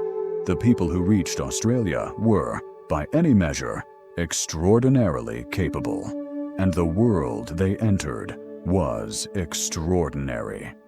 Australia's megafauna, the animals that had evolved in isolation on this vast island continent in the absence of human hunters for millions of years, were unlike anything the arrivals had encountered in Africa or Asia. Giant wombats the size of small cars, marsupial lions. Diprotodons, the largest marsupials ever to have lived, roughly the size of a hippopotamus. Birds twice the height of a modern emu. Short-faced kangaroos built for speed.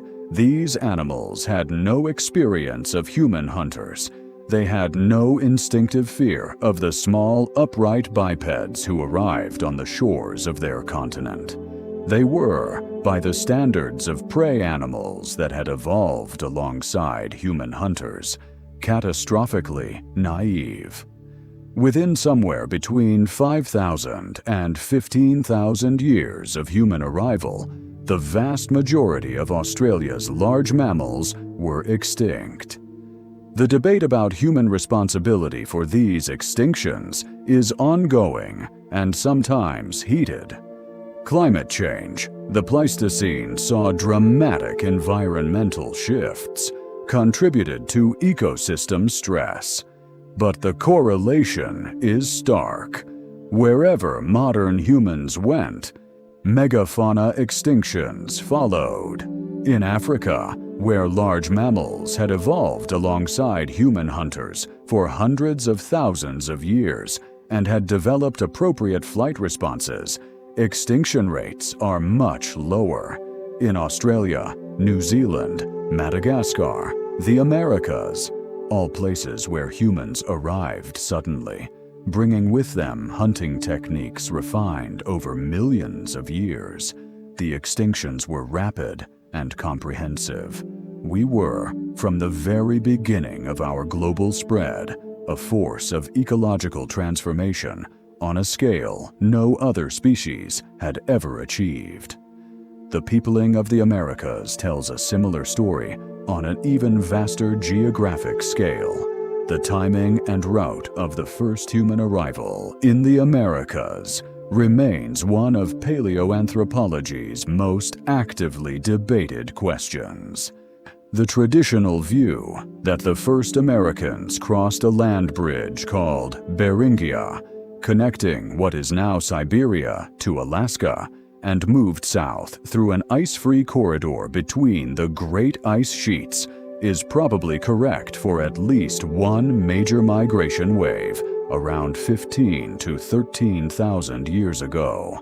But there is growing evidence of human presence in the Americas that predates this. Sites in Chile and Brazil with dates suggesting human occupation 20,000 years or more before the present, which would imply either an earlier Beringian crossing during a time when the evidence is sparse, or a coastal route along the Pacific shore that predates the inland routes. The debate is not resolved. It may not be fully resolved for decades. What is clear is that once humans established themselves in the Americas, they moved with remarkable speed. From Beringia to the tip of Patagonia, roughly 10,000 miles, in perhaps 2,000 years or less. This is extraordinary. It implies not slow, wandering expansion, but something closer to a directed, sustained push southward through a continent full of game animals that had, like Australia's megafauna, never learned to fear humans. The ice-free corridor through North America would have been a harsh passage, cold, windy, sparse, but also rich in game. Mammoths, mastodons, giant ground sloths, camels, horses, American lions, saber-toothed cats, all of it available, all of it naive. The Clovis people, named for the distinctive fluted spear points first found near Clovis, New Mexico, are the best documented of the early American cultures, and the Clovis archaeological horizon, dating to around 13,000 years ago, appears across North America in an extraordinarily short time. Within a millennium of the Clovis culture's appearance, the mammoths and mastodons are gone.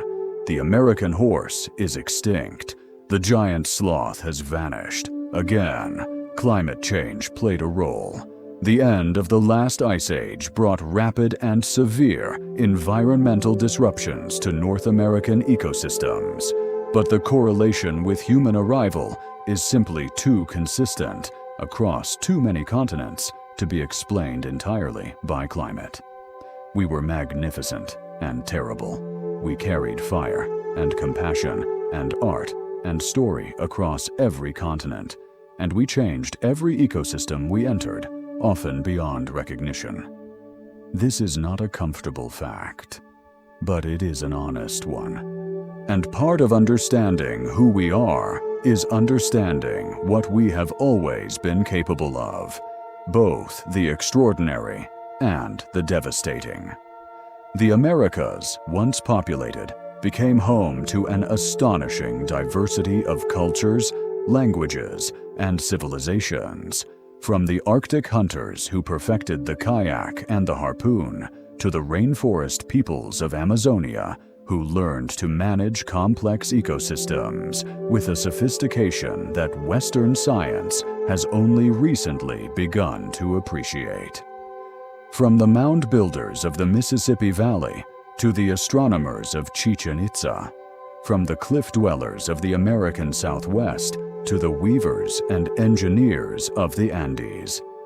All of that remarkable diversity of human achievement descended from perhaps a few hundred or a few thousand people who crossed a land bridge in Siberia and decided, generation after generation, to keep walking south. Let the scale of that settle as you rest. The entire Western Hemisphere, peopled by the patient accumulation of steps, the quiet audacity of simply walking toward the horizon and seeing what's there. Sleep well. Around 12,000 years ago, something happened that changed human life more profoundly than any single event since the mastery of fire.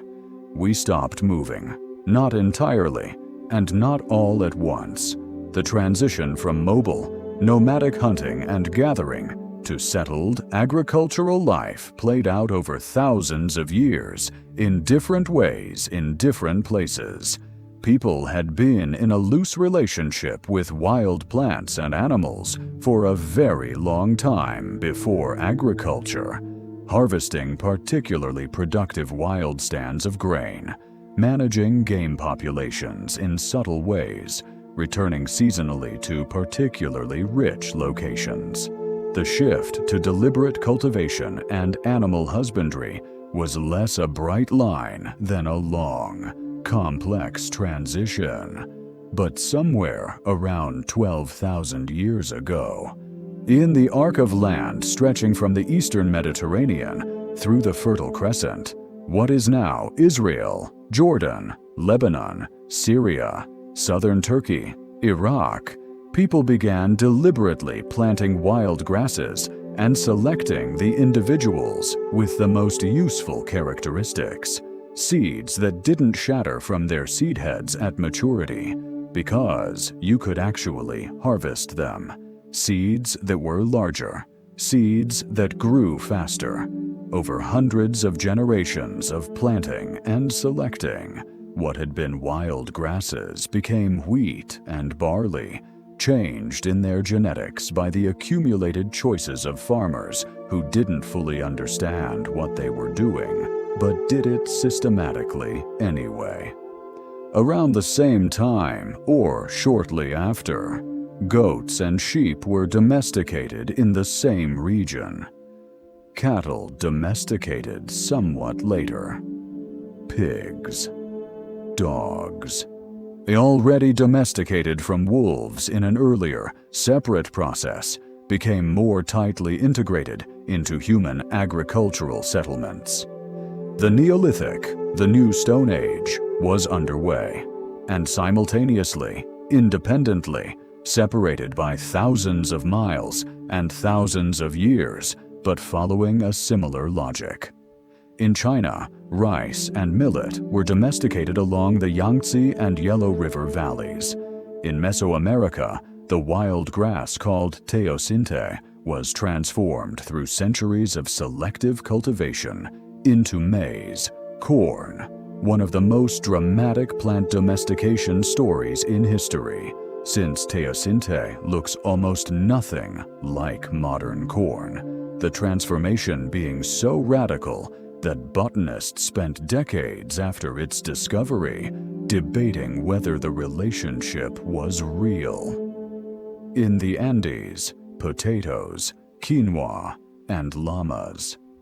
In sub-Saharan Africa, sorghum, millet, and later, yams.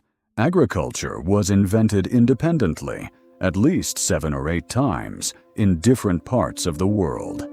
This is not coincidence. It reflects a combination of the global warming and environmental enrichment that followed the end of the last ice age, the increasing density of human populations that created incentives for food production rather than foraging, and the remarkable adaptive creativity of modern human minds encountering similar challenges. What did agriculture change? Everything. Food surpluses were the most immediate consequence. A farmer who plants enough wheat can, in a good year, produce significantly more calories than their family can consume. This surplus, this stored, portable, tradable caloric wealth, enabled specialization in a way that hunting and gathering never could. If some people are producing more food than they need, other people can do other things. They can make pots, they can smelt metal, they can build houses and temples and walls, they can fight wars, they can govern. The first cities grew from agricultural surpluses. Çatalhöyük in Turkey, inhabited from around 9,000 to 7,000 years ago, housed perhaps 8,000 people in densely packed houses with no streets between them. Inhabitants entered and exited through holes in their roofs. It was, by any measure, a city, a dense, organized, complex human settlement with a division of labor and a social organization unlike anything that had existed before. By 5,000 years ago, Mesopotamia, the land between the Tigris and Euphrates rivers, in what is now Iraq, was home to the first civilization in the fullest sense. Cities of tens of thousands of inhabitants, monumental architecture, organized religion with professional priesthoods, standing armies, long-distance trade networks, and most significantly, writing. Writing was invented in Mesopotamia primarily as an accounting tool. The earliest written records we have are inventories, lists of goods, of debts, of rations distributed to workers. The first scribes were not poets, they were bureaucrats. This is perhaps less romantic than we might like, but it makes perfect sense. As cities grew and trade networks expanded, and temple economies managed the distribution of large food surpluses, the human memory, even a very good one, was no longer sufficient to keep track of everything. Writing was invented because memory had its limits and commerce didn't. But once writing existed, it became something more. Stories could be preserved. Laws could be written down and applied consistently across a large population that couldn't all be addressed in person. The accumulated knowledge of generations could be stored in a medium that outlasted any individual life. The Epic of Gilgamesh, among the oldest literary texts we have, from around 4,000 years ago, is already exploring themes that feel entirely contemporary. Friendship, loss, the fear of death, the meaning of a life. Whoever wrote it, or rather, whoever first recorded in writing what had probably been an oral tradition for centuries, was grappling with questions that every human generation has grappled with, in every language, on every continent. The grain revolution was not universally benevolent. It is one of the uncomfortable truths of human history that the shift to agriculture brought, alongside its undeniable achievements, a significant deterioration in many aspects of human health. Hunter-gatherers, on average, were taller than early farmers because their diets were more varied and more nutritionally complete. Early farmers suffered from diseases that barely touched mobile hunter-gatherers. The diseases of dense populations, of contact with domesticated animals, of diets centered on a few starchy staple crops, to the exclusion of the broader nutritional spectrum that foraging provided. Agricultural societies also, quickly and inevitably, developed social hierarchies that mobile forager bands generally lacked. When you can accumulate food surplus, some people will accumulate more than others. Surplus becomes wealth. Wealth enables power. Power enables the extraction of more surplus from others. The record of civilization is, in very large part, the record of this dynamic playing out in increasingly complex forms. We traded something when we planted the first seeds. We traded mobility for security, or at least the possibility of security. We traded egalitarianism for complexity. We traded a diet that was rich and varied and unpredictable for one that was reliable and storable and monotonous. We traded a way of life that had sustained our species for hundreds of thousands of years for something new and largely untested. Was it worth it? The question may be unanswerable. The world built by agriculture has produced cathedrals and symphonies and vaccines and space telescopes. It has also produced slavery and genocide and industrial warfare. The grain revolution gave us everything, the best and the worst of everything. And it all started with someone, 12,000 years ago, picking up a handful of wild seeds and thinking, what if I put these in the ground right here and came back in the spring? Let that thought carry you into sleep. The first farmer, kneeling in the soil. The extraordinary patience of it. Planting something you won't see grow for months. Tending it through seasons you can't predict. Trusting that the earth will give back what you put into it. The fundamental act of faith that is agriculture, repeated for 12,000 years, that built everything we have. Rest. The fields are planted. The harvest will come. We've come a long way together. 66 million years from a darkened sky and the smoldering ruins of the dinosaurs' world. 7 million years from the first hominins standing upright in the fragmented forests of East Africa. 3 million years from Lucy's footprints pressed into volcanic ash. 2 million years from the first fire, the first flake of stone shaped by deliberate hands. 50,000 years from the people who pressed their hands against cave walls and left their outlines in ochre, saying, "I was here." 12,000 years from the first seeds pushed into soil. 5,000 years from the first cities. 4,000 years from the first written stories. And here you are, the latest chapter in a story that shows no sign of ending. What does it mean to carry all of this? Not abstractly, in the actual, physical, biological sense, you carry it. In your DNA, there are sequences that trace back to the first primates with forward-facing eyes 65 million years ago. There are variants of immune system genes that were shaped by Neanderthal evolution over hundreds of thousands of years and transferred to your lineage during an encounter that happened more than 50,000 years ago. There are mutations that arose in the survivors of the Toba catastrophe 74,000 years ago and spread through the tiny founding population of all non-African people alive today. You are, in the most literal sense, the accumulation of everything that happened. Every near extinction survived, every ice age endured, every crossing of an ocean in a small boat. Every fire kept burning through the night.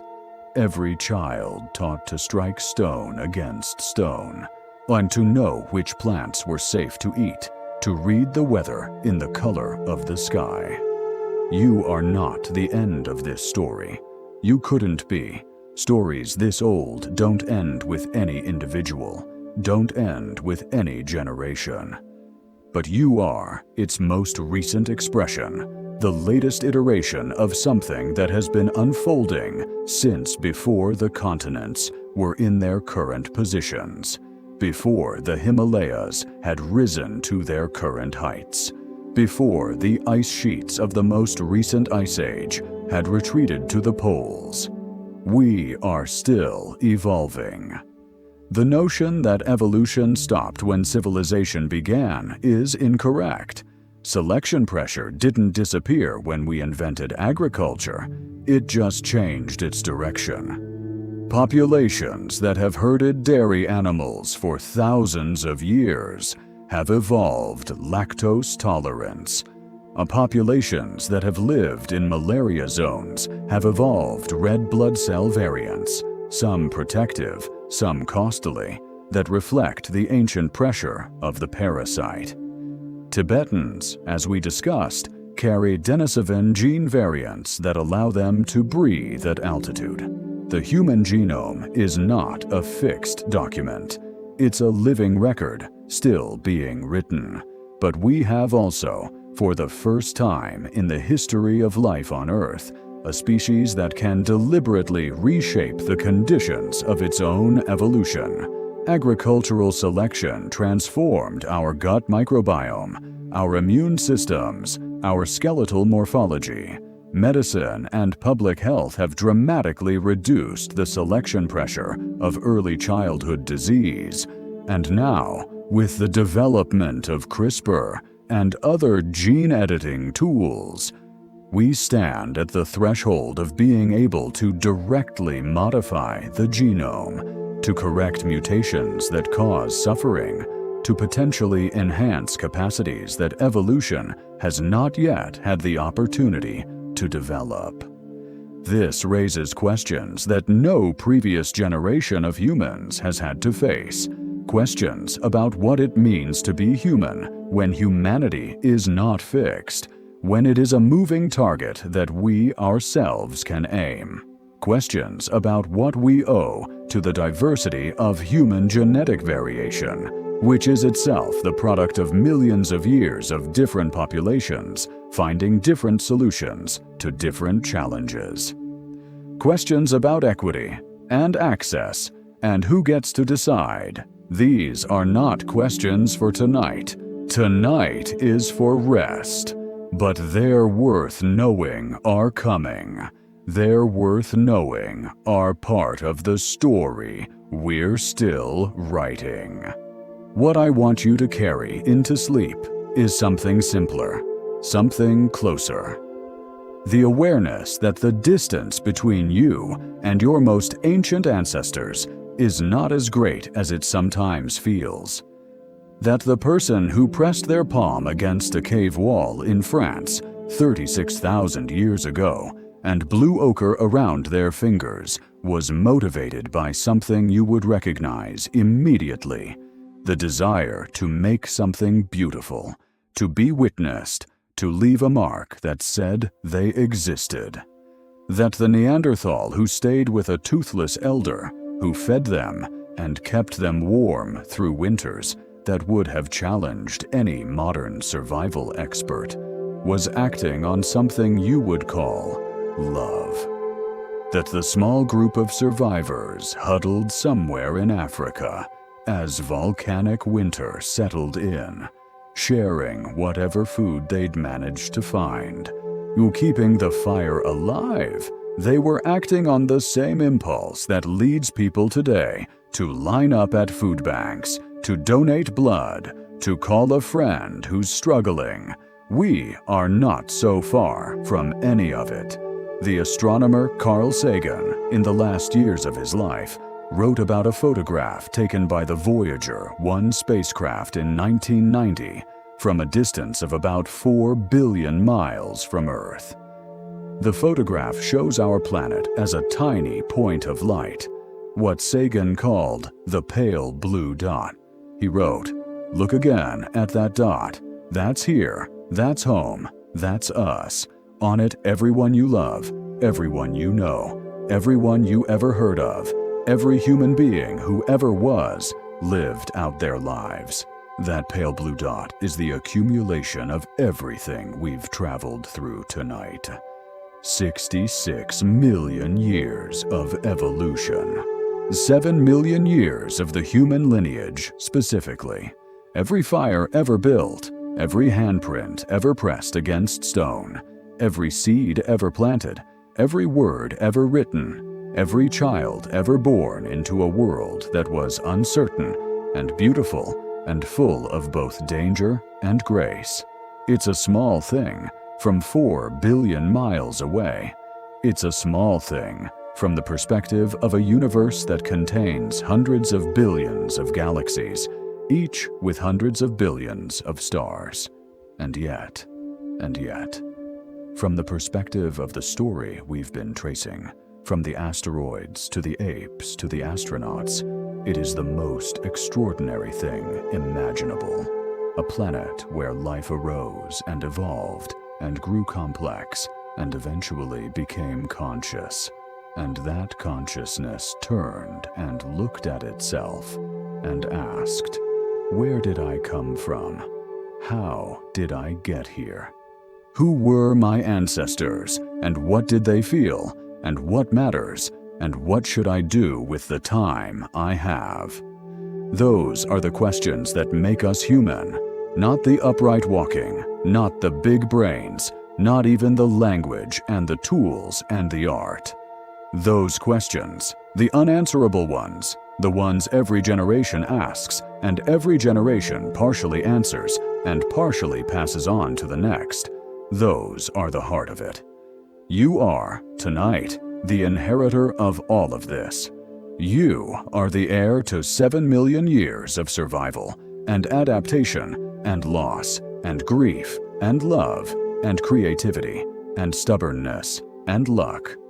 You are the latest reader of a story that started before your species existed and will continue long after any individual life is over.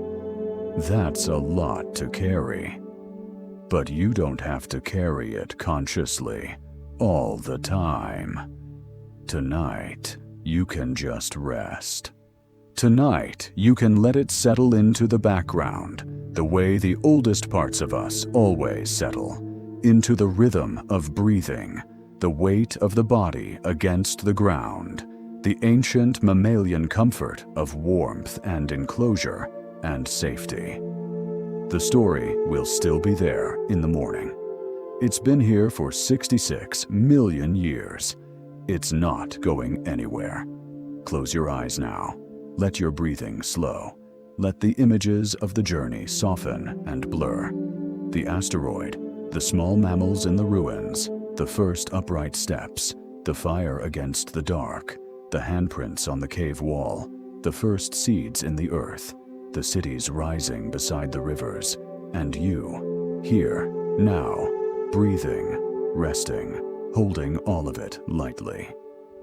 You came a long way to get here. You can rest now. Sleep well.